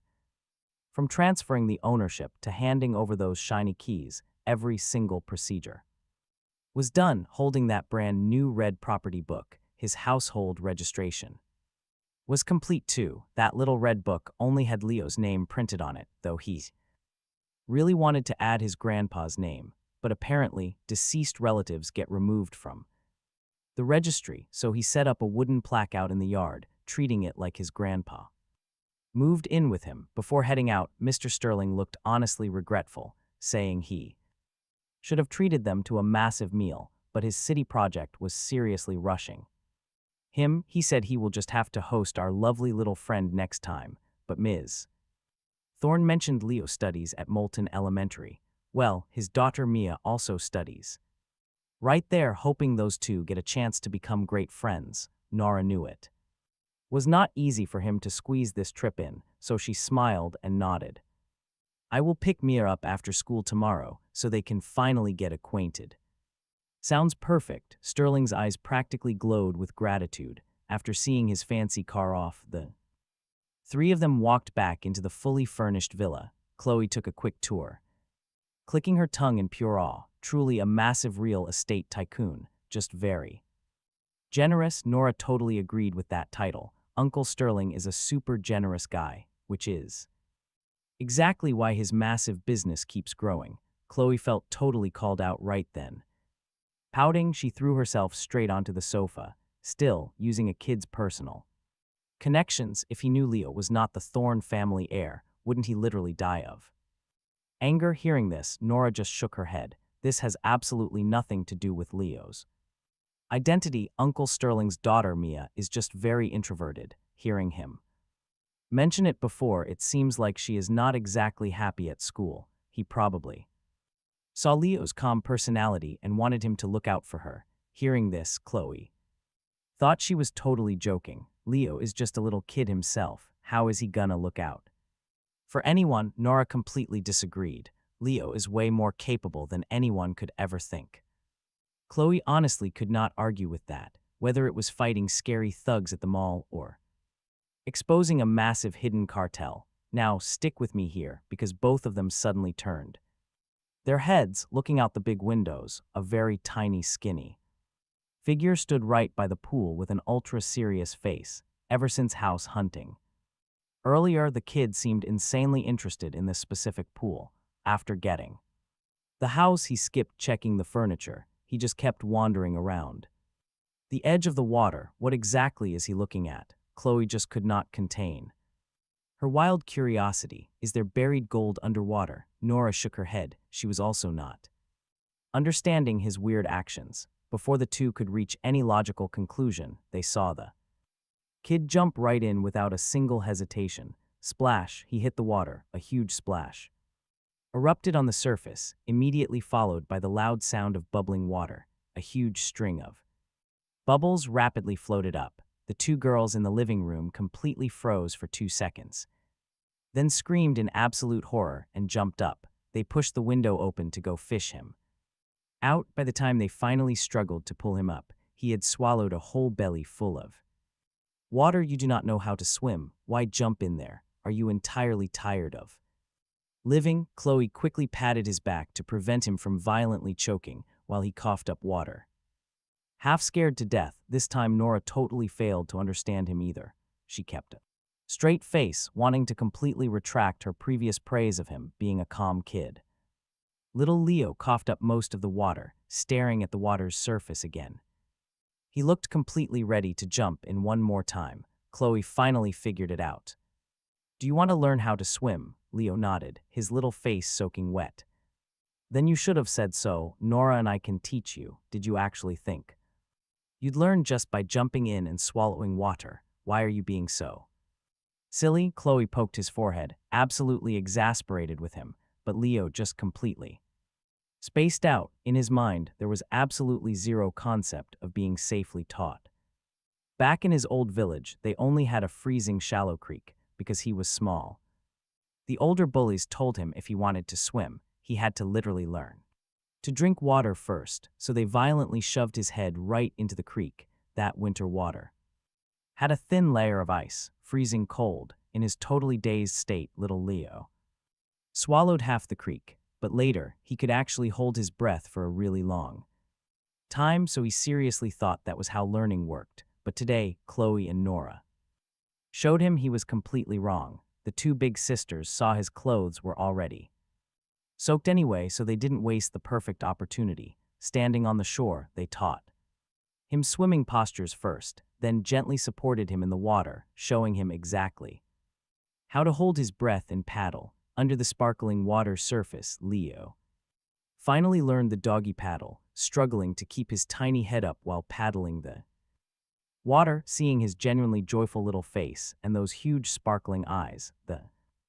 two teen girls guarding him couldn't help but smile. He paddled over, his dark eyes filled with pure joy. For the very first time, he realized learning wasn't supposed to be painful. That evening, after the three of them ate at a nice restaurant, Chloe finally brought him home. But guys, watch this. The second they walked in, Hugo bounced up, eagerly demanding, "Sis, I heard you actually took Leo out to deposit his money. Does he have a lot of cash?" Chloe looked at his greedy face, knowing he already knew the truth and was clearly eyeing Leo's loot. She instantly felt extremely disgusted. Rolling her eyes, she fired back mockingly, "Whether the kid has money or not has absolutely nothing to do with you." Hugo hated being shut down.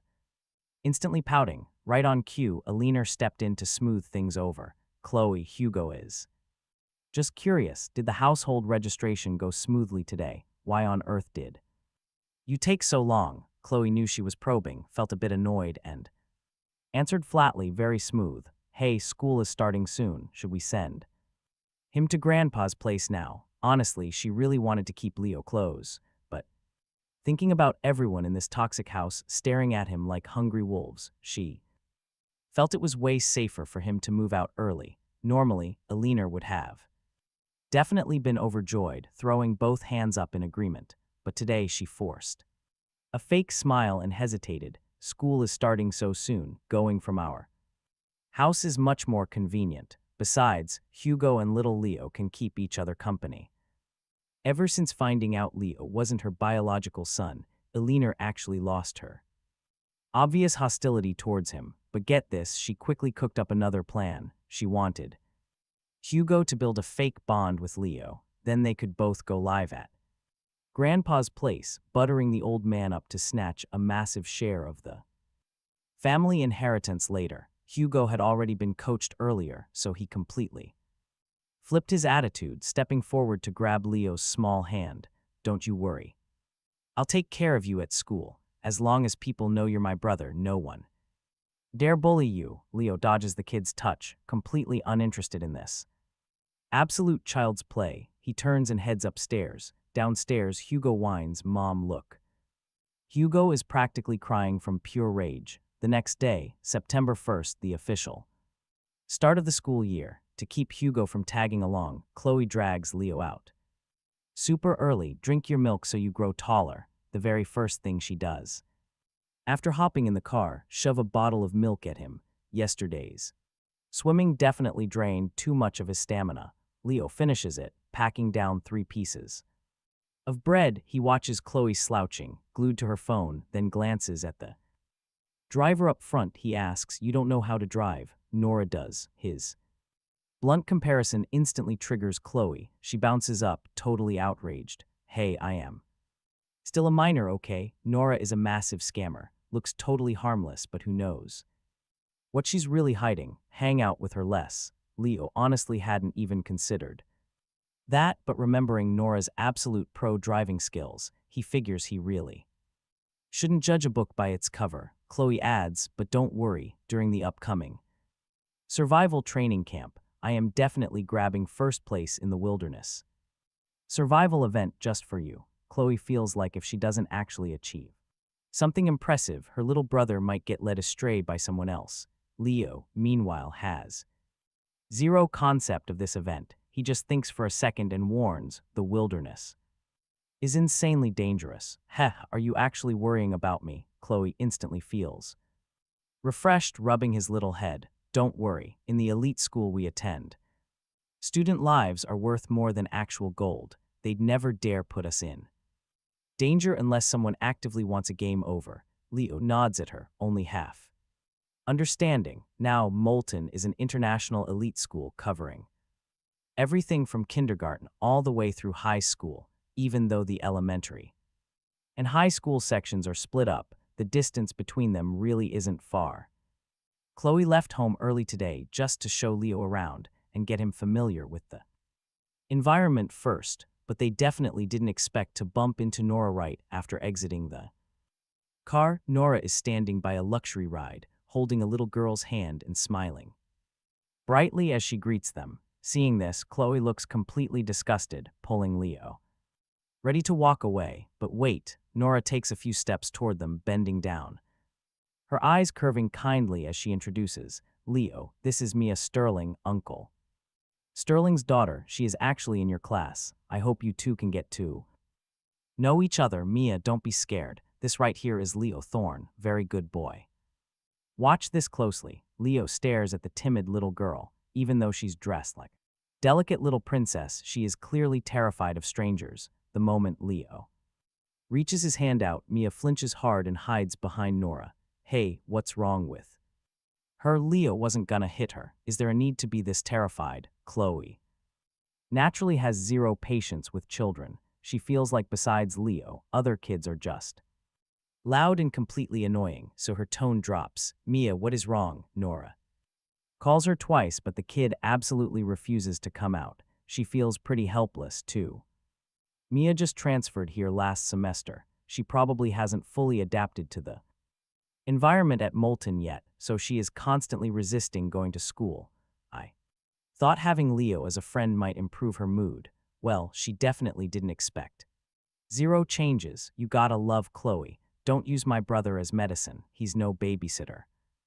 Chloe snaps without holding back at all. After that, she drags Leo straight ahead. Our guy Leo trailed behind. His sharp eyes scanned exactly where Mia had been staring, just in time to spot a young man in a crisp, scholarly suit. The guy caught Leo staring and immediately walked right up To introduce himself, "Hey there, are you the new transfer student? I am Mr. Liam, homeroom teacher for class 4-1, heard a new kid was arriving. Today, figured it just had to be you. Am I right?" He smiled so warmly. After a quick chat, the two kids were handed straight over to Mr. Liam. Leo was guided inside. It was his first time actually seeing this legendary elite school. Stick with me, we'll observe every single detail along the way. Other students were totally staring at him, mostly because he lacked a uniform, plus he was dark and skinny, even with top quality clothes on. He looked totally out of place. "Are you scared?" a voice suddenly dropped from above, super warm and gentle. Leo shook his head. He really didn't get what he should be scared of. Really now, brand new transfer students usually struggle here because this is an elite academy. Most of these kids come from super rich families. Even the teachers constantly compete with each other here. In this vibe, you being dark and wearing plain old clothes, even having a slight accent, will make people hate you. Mr. Liam's voice sounded pleasant like a gentle breeze, but he was literally explaining to him the darkest, cruelest truth of this rich dreamland. But Leo thought the teacher had it wrong. If people hated him for that, that was their issue. They were the ones needing a lesson. But just as Leo was about to speak up, he noticed Mia wiping her tears. She kept her head down, crying so quietly, the tears just kept falling. Her small body was still trembling slightly. Catching Leo staring, Mr. Liam sighed, patted Mia on the head and said, "Last semester was rough for you. Glad you pulled through. Right, Mia?" The girl hiccuped, then gave a tiny nod. "Good girl." Mr. Liam smiled gently. His fingers slid down way too naturally, resting on Mia's neck. She had two braids today, leaving her pale neck exposed. This grown man's heavy hand rested right there. Leo stared silently at that hand for ages. He frowned, feeling pretty suspicious of this guy. At the classroom door, the bell hadn't rung. Mr. Liam told Mia to enter first, then told Leo, "Let's wait for class to start. Give everyone a big surprise, all right." But right then, someone inside suddenly yelled, "Leo Thorne!" Instantly, a massive crowd of kids rushed out the front doors, completely surrounding him. "Whoa, is this Leo, that overpowered guy who crushed the robber?" Yeah, he was totally cracked that day. These kids were all talking over each other, staring at Leo with pure excitement. He actually recognized a few familiar faces. They were those exact kids from the mall. So Leo looked up and asked, "I already know them. Do I still need to surprise everyone?" Mr. Liam smiled pretty stiffly now, but still said kindly, "I did not expect you to be so popular. If that is the case, head in with your friends." When Hugo dressed up super stylishly, timing his entrance perfectly to soak up his classmates' admiration and jealousy. But get this, everyone was crowded around a single desk, and the guy sitting right there was Leo. "Hugo, get over here." Leo is hilarious. He has never watched Ultraman. He hasn't even played with Barbie dolls. That's way too much. The class begs Hugo to join in. He just slumps back into his seat, looking absolutely miserable. His tone is dripping with sarcasm. He's from the country, of course he doesn't know a single thing. Now, usually his friends would completely agree. They usually hate country kids, thinking they are just tacky and gross. They might even bully them for fun. But today, as soon as Hugo drops that line, the entire group pushes right back. No way, even if our guy Leo hasn't played the game, he is practically Ultraman himself. He saves people, and honestly, they think skipping toys is totally fine. Toys cannot block actual bullets anyway, whether they are boys or girls. The whole class stands up to defend Leo. Hugo is furious. He slams his head on his desk all morning, completely refusing to get up. Finally, it is break time. He gets up to hit the bathroom, but passing by Mia's desk, he purposely knocks her pencil case straight to the floor, stomping on it hard to vent his frustration. "Now you and I should pay attention here." Sitting back there, watching Mia bend down to gather her scattered pens, the other kids just keep on playing. Literally nobody goes over to help her. One kid walking past even stomps on it.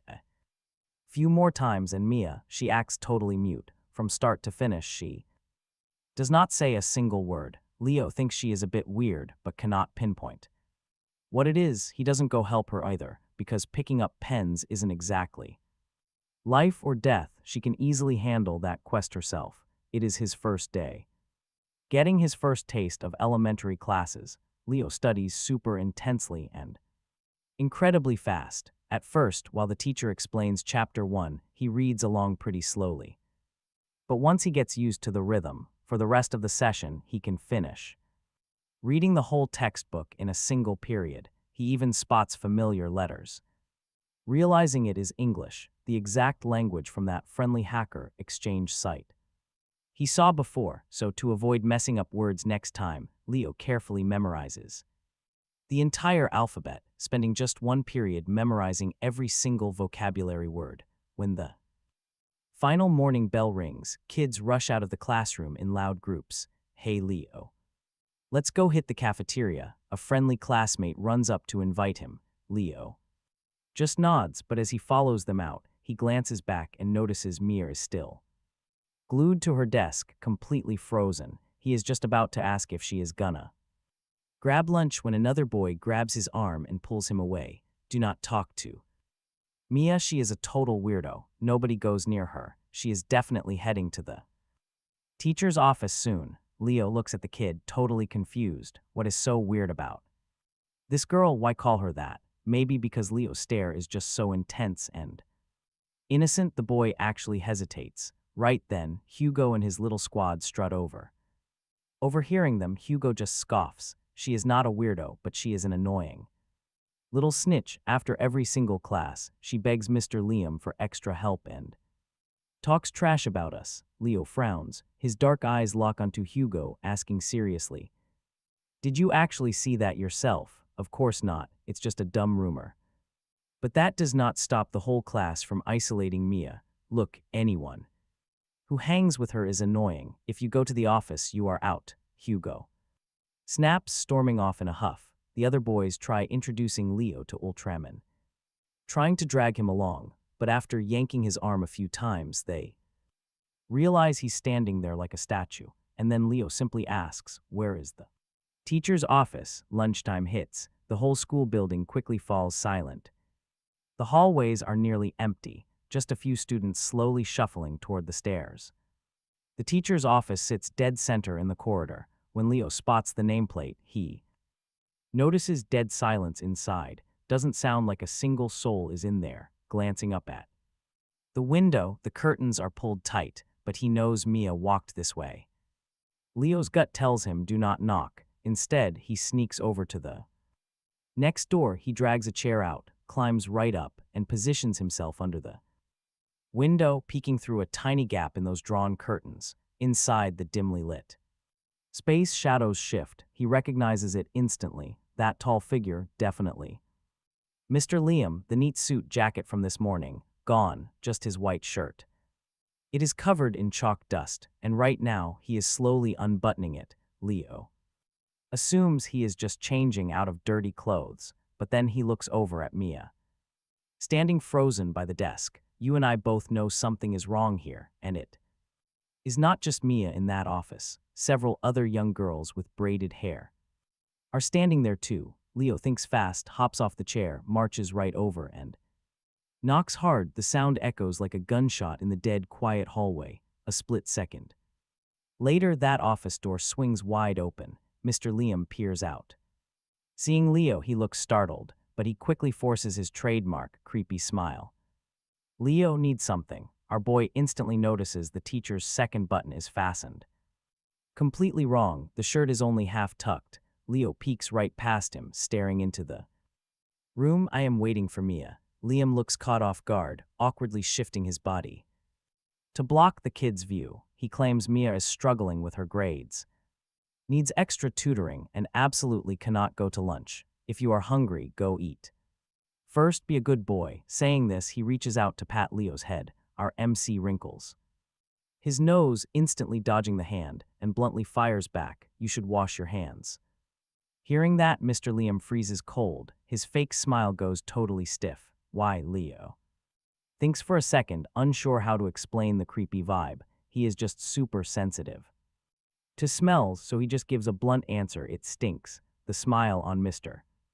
Liam's face is literally crumbling now. Then I will wash them right now. You go ahead and eat. With that, he brushes past the kid toward the restroom. He does not even bother closing the office door, because little kids are usually completely terrified of a teacher's office. The girls inside would never dare move a muscle without his permission, but despite all his gross calculations, he forgot one detail. You and I know Leo is not normal. Watching him turn into the restroom, Leo immediately marches right into that office, walking straight up to Mia. Are you really getting tutoring? You are not snitching, right? Hearing this, Mia stays totally silent, just shaking her head.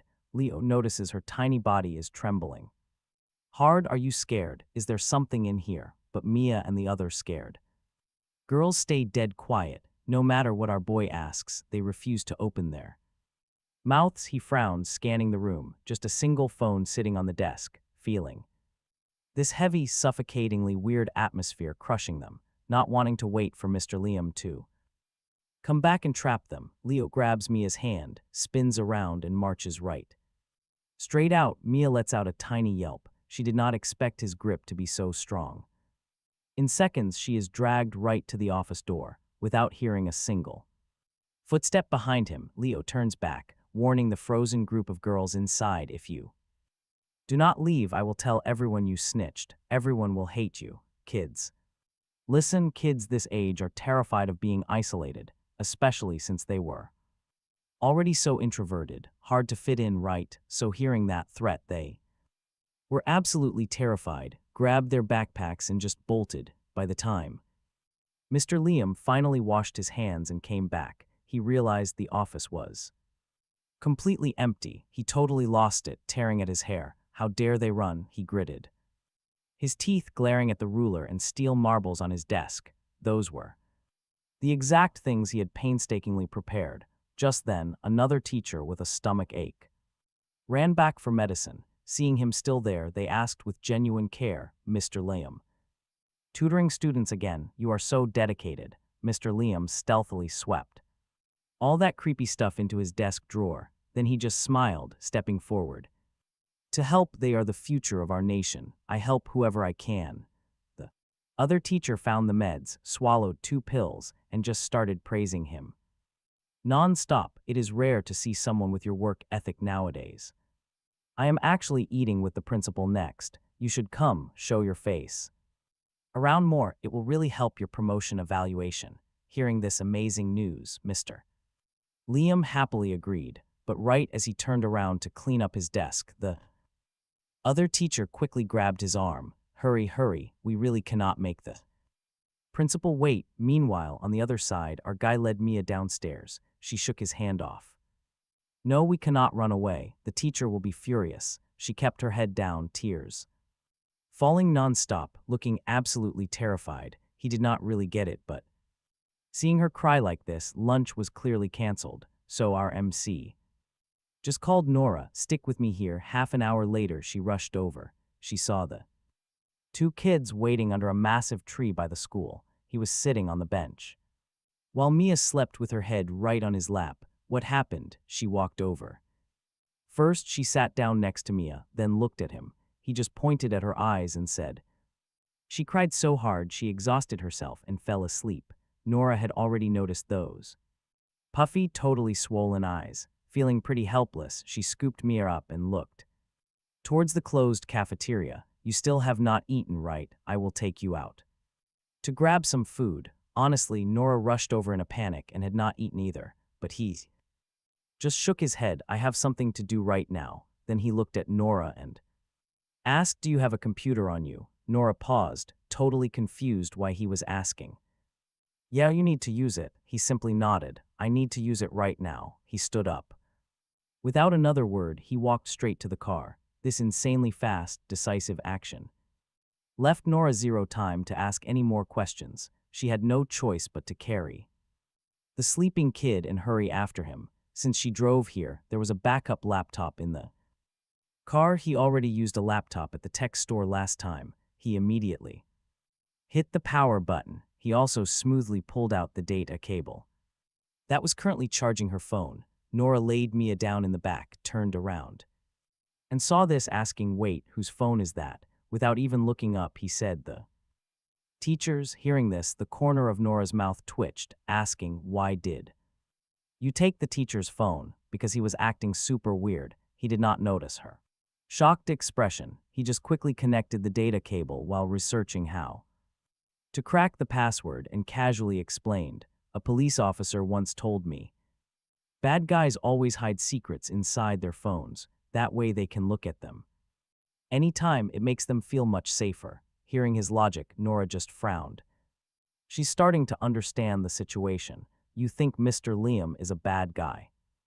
"I don't know." Our little MC shakes his head. His hands don't stop moving for a single second. "Bad guy or not, we'll know once we find the evidence ourselves. Now you and I know that normally, Nora would find this guilt by assumption totally ridiculous, like making wild, baseless accusations. But this kid, he didn't just save her life, he proved his insane skills time and again. Nora now has absolute blind faith in him, just like Chloe, so she completely stops arguing about the phone. Instead, she asks gently, "Can you actually unlock it? If not, Chloe can help." But before she can even finish, she spots the laptop screen packed with dense code. Her jaw absolutely drops in shock. If only she knew. This kid caused total chaos in the Hacker Alliance just 2 days ago and gifted the US that massive wealth meme. Yeah, her eyeballs would probably pop right out. 3 seconds later, ding, the phone magically unlocks itself. The dark screen lights up. Nora leans in close, and her eyes catch a tiny thumbnail image bottom left. Her gaze turns deadly sharp. She instantly covers his eyes. The next stuff isn't appropriate for you. Hand the phone to me, okay? And her voice, it drops cold as ice. He rarely sees her this furious. He hesitates for 2 seconds, then nods, placing the phone in her hand. For over 10 minutes, Nora sits in the driver's seat, just scrolling, not saying a single word, and after finishing, she steps out of the car alone. When she finally returns, her hand is scraped and bleeding. Our MC has seen people hurt themselves in moments of pure rage before. He hesitates for a second, then mutters, "Just go beat up Mr. Liam." Hearing that, Nora freezes. She actually laughs, casually grabbing a tissue to wipe her bleeding hand and reaches out to rub his head. That dark, freezing gaze slowly fades, returning to her usual warmth. "Thank you," she tells him solemnly, looking incredibly serious and sincere. He figures little Mia probably ran into something terrible. Looking at the sleeping girl, he whispers, "So she's skipping class this afternoon?" "Not going," Nora replies, her face showing obvious heartache. "I'm taking her straight to the hospital." "Okay," our little MC nods, not asking any more questions. Before leaving, Nora still looks super worried. "Hey, why don't you skip school today too? Give me 2 days to sort this, then you can go back." He looks at her, remembers something important, and shakes his head, completely declining. "We have PE this afternoon with a huge test, and honestly, even with Mia gone, if Mr. Liam is actually evil, the other classmates will be in serious danger." Nora freezes, staring at this little kid standing right next to her car. He's barely door height, but she's totally moved by the fierce determination on his face. That deep, heavy gloom in her chest gradually sweeps away. Finally, she gives a soft sigh. "All right, just be extremely careful. I'll arrange things quickly and come straight back. If danger pops up, do not try anything reckless, okay?" He nods, feeling her genuine care. "Now stick with me here." Lunch passes quickly. The students all head back to their classrooms. Little Mia's sudden absence doesn't grab anyone's attention at all. Only our MC keeps staring at her empty desk until PE, when everyone heads outside for activities. The opening semester fitness test, a 400-meter run, for kids this exact age. That is pure hell mode. After running, most students are panting heavily. Some couldn't even catch their breath, needing support to walk over to rest. But you and I know he felt nothing, didn't even sweat, like he just finished a warm-up. "All right, the rest of the time is free activity. find a place to rest. The gym teacher saw everyone had zero energy left, having no choice but to blow his whistle and dismiss the class. A few kids ran over, inviting our guy to play in the shade. Let's play trading cards. We brought a lot, you can play with us. Just then, loud gasps of sheer amazement came from another shaded area. Turned out Hugo was opening rare card packs. Oh my god, these are all super rare cards. Hugo, you're so lucky. Amidst the heavy flattery, Hugo lifted his little chin, looking at our MC provocatively. If you guys play with him, I won't let you see my cards. Choose yourselves. The elementary school kids obsessed with trading cards instantly felt a massive threat. After hesitating for a few seconds, those fake friends abandoned him, running as fast as the wind over to Hugo. Seeing this, our kid actually felt totally relieved because, compared to paper cards, he was way more interested in basketball. He walked over to the basketball hoop, grabbing a ball from the cart. He finally realized basketballs have a weird, rough, yet somehow soft texture. The gym teacher resting nearby saw this and smiled. What's up? Want to learn how to play basketball? If you want to learn, I'll teach you how to shoot. Playing basketball can honestly help you grow taller. That second half of the sentence made his eyes completely light up. He stared at the nearly 2-meter tall teacher, sincerely asking, if I learn it, can I be as tall as you? The gym teacher was taken aback for a second, then burst out laughing. Feeling this little kid was honestly so interesting.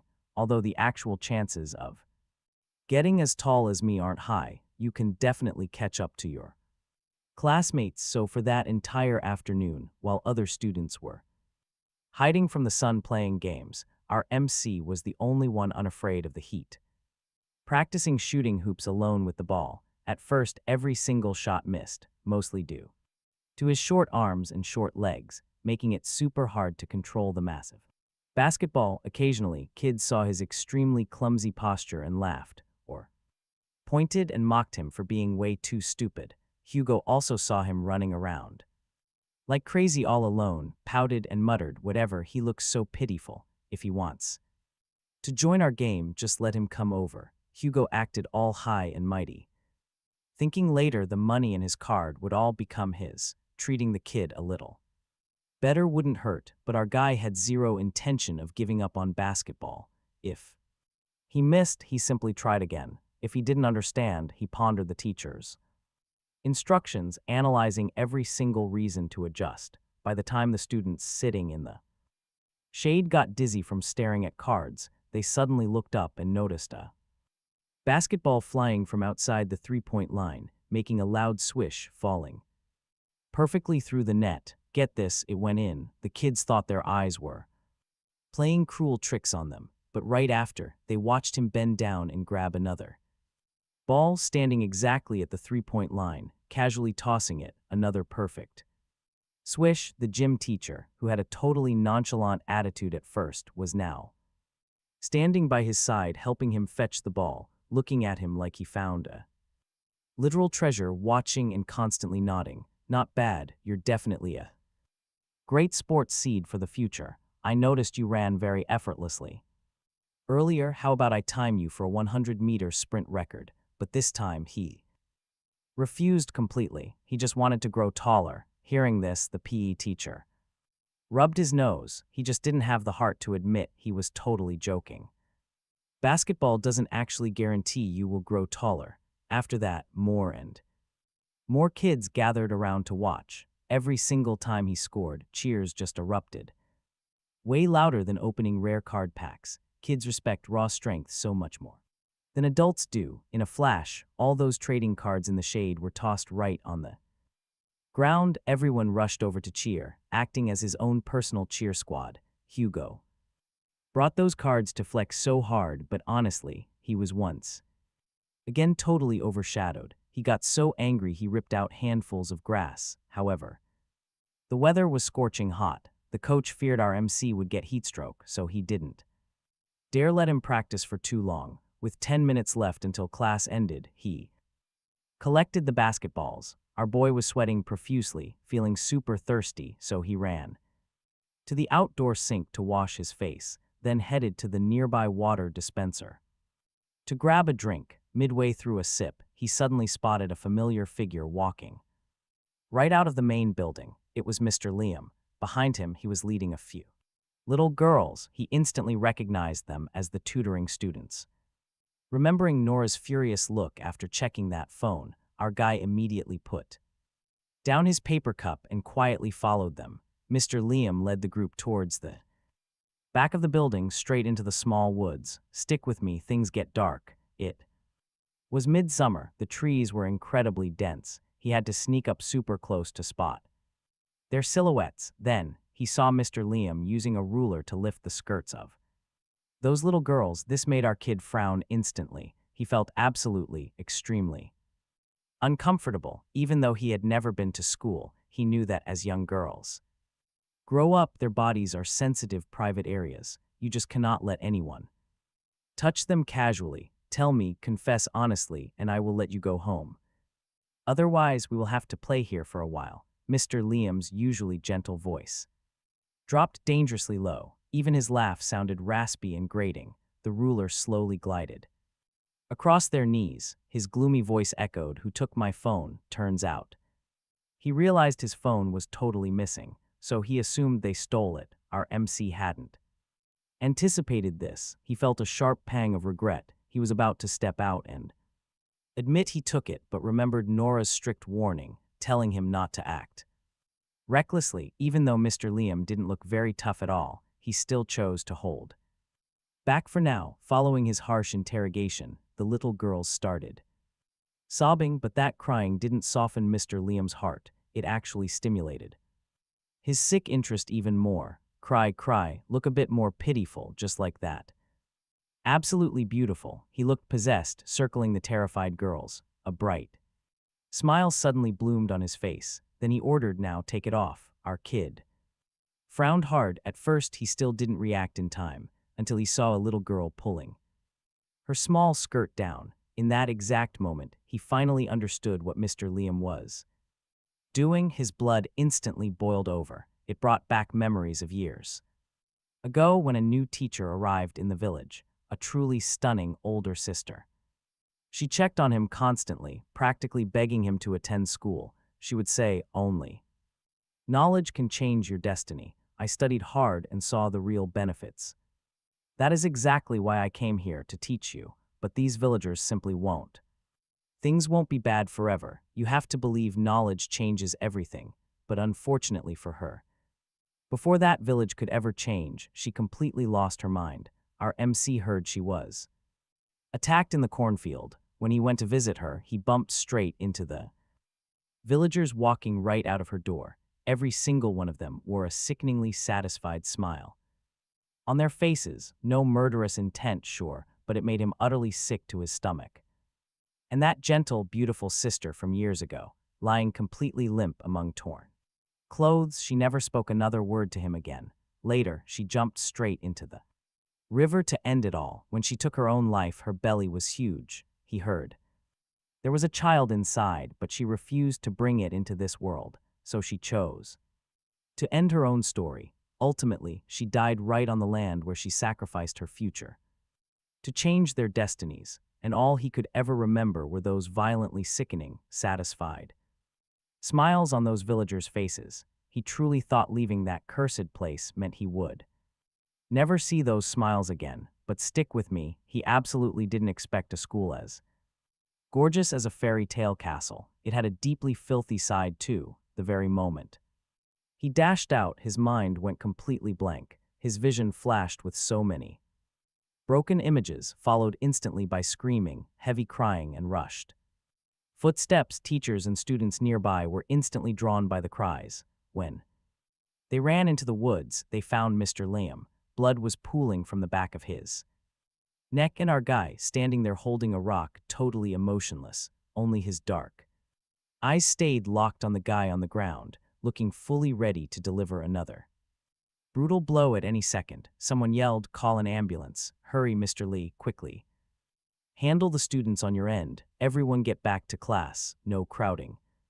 Around here, Mr. Lee was the gym teacher for class 4-1. hearing the panic he finally snapped back to reality, trying to push the students away. But right then, Hugo in the crowd just screamed, "Leo killed him, right? He is a literal murderer." That one sentence sent a massive shockwave, even for these tough kids. Facing a real-life murder naturally sparked pure terror. Hugo's description, combined with his blood-stained hands, basically confirmed the worst. The entire crowd erupted into fresh screams. Students scattered in blind panic. The kids of 4-1 looked at him like they were staring at a literal demon. Mr. Lei, the teacher who just taught him basketball and saw huge athletic potential in him, refused to let a wild rumor just ruin his student. He stepped up, shouting to calm the chaos. "Everyone stay totally calm. This incident hasn't been investigated properly yet. There might actually be a misunderstanding here. Do not jump to conclusions." "I am not jumping to conclusions." Hugo stepped out furious, screaming his own loud condemnation. "Mr. Liam is the best, most gentle teacher ever. Leo just got here today and already beat him half to death. What grudge could they possibly have? Honestly, I think Leo clearly has extreme violent tendencies, just like when he saved people at the mall. That was all him being reckless, pure dumb luck. Everyone is being fooled by him, compared to a homeroom teacher who taught them for a year, obviously an outsider. Like our MC couldn't win their trust at all. Plus, a 9-year-old kid acting so insanely ruthless. Even the adults felt a cold chill. You and I would too. So the head of discipline rushed over, immediately ordering everyone to stay back from the crime scene. He gathered the teachers to surround our guy in the middle, staring at him with heavy expressions full of pure vigilance. Not long after, the wailing sound of an ambulance sirens echoed outside the school. Everyone turned, but the first ones on the scene, uniformed cops, right in the courtyard. The discipline head was completely thrown off.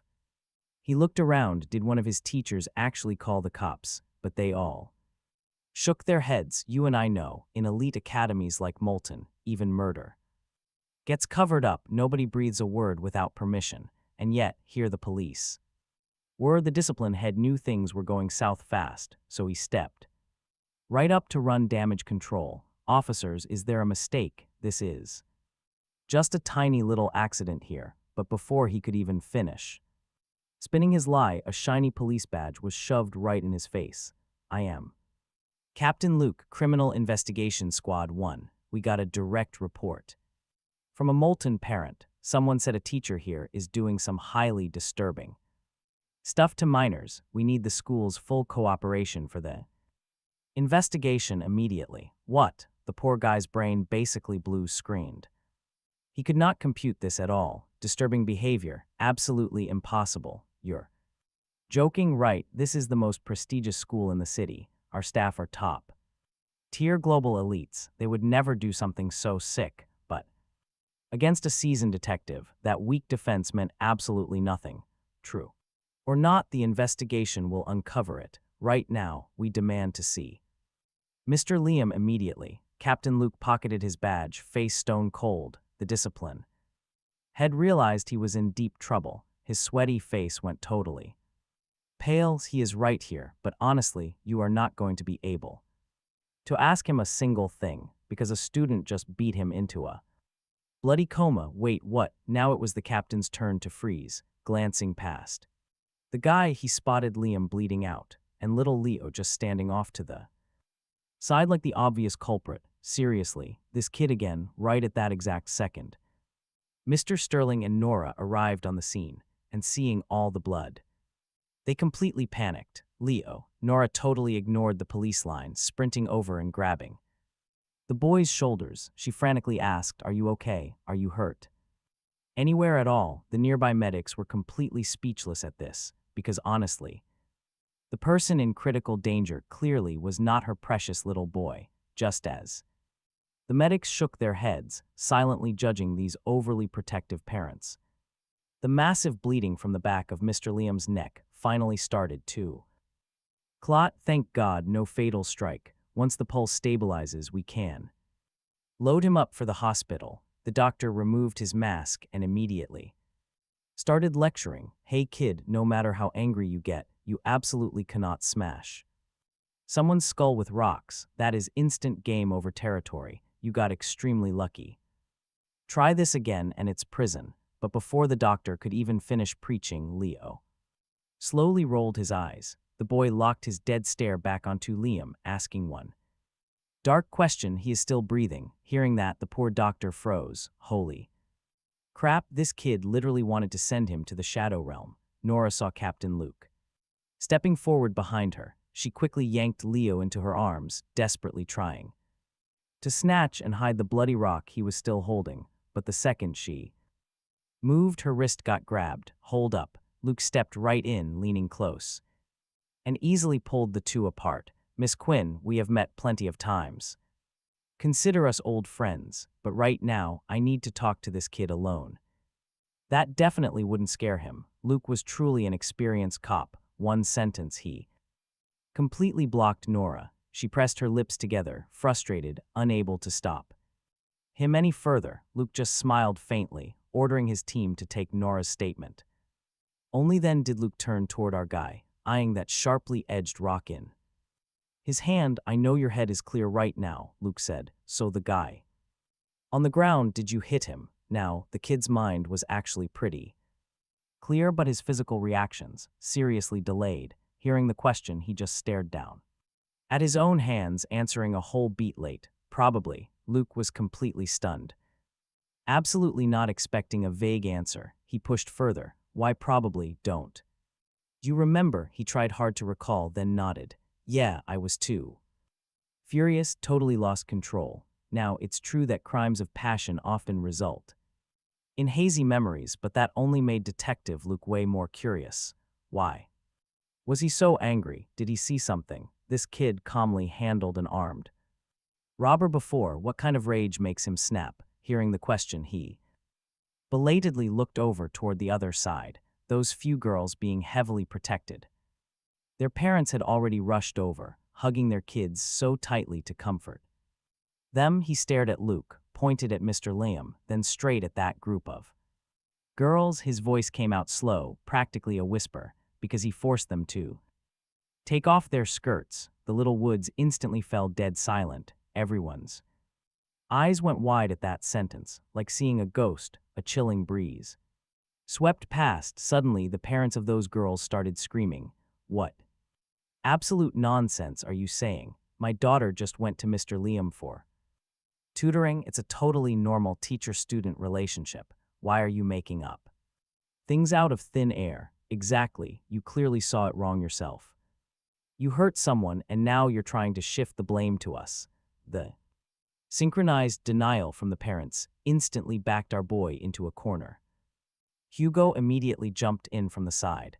"Mr. Liam could absolutely never do something like that. It's just bad students clinging to him for tutoring," meaning the poor teacher can't even rest properly. He tutors without even taking a dime. He's a genuinely good teacher. Most students in class 4-1 blindly nodded in agreement. Only a few scattered kids huddled in a corner, silent, not saying a word, because this incident was so severe and involved minor privacy. The cops quickly threw up a cordon around the woods, only keeping the kids from Class 4-1 to take statements. The second Hugo finished his rant, Nora strode forward, getting right in those parents' faces. Looking absolutely furious, she snapped, "You've all seen the photos. If you didn't believe it, why'd you rush here in such a panic? If your reputation means more than your own child's safety, then fine, let this absolute animal stay at the school to be your daughter's teacher." Her words were brutally harsh, hard to swallow, but every single sentence hit a dead bullseye, turning the parents' faces pale. They got the news half an hour ago. After confirming the photos on Mr. Liam's phone, they bolted here, completely furious and ready for blood. But when Nora bluntly pointed out that their daughters were violated by a teacher and would face vicious rumors and gossip forever, reality set in. "We were transferring schools." One parent, her face completely drained of blood, bit her lip and finally muttered, "Since things have accept this, even if it is completely fake, our kid will not study at Moulton Any more, saying that, the furious parent glared at Mr. Liam with burning eyes. You and I know why, rather than expose the truth that their daughter was a victim. And face all those nasty village rumors, they just wanted to sweep it away. Pretend nothing happened. Nora's face hardened completely, not a single word spoken. Everyone has their own stance and choices. She could not force anyone, but if they failed to convict Mr. Liam today,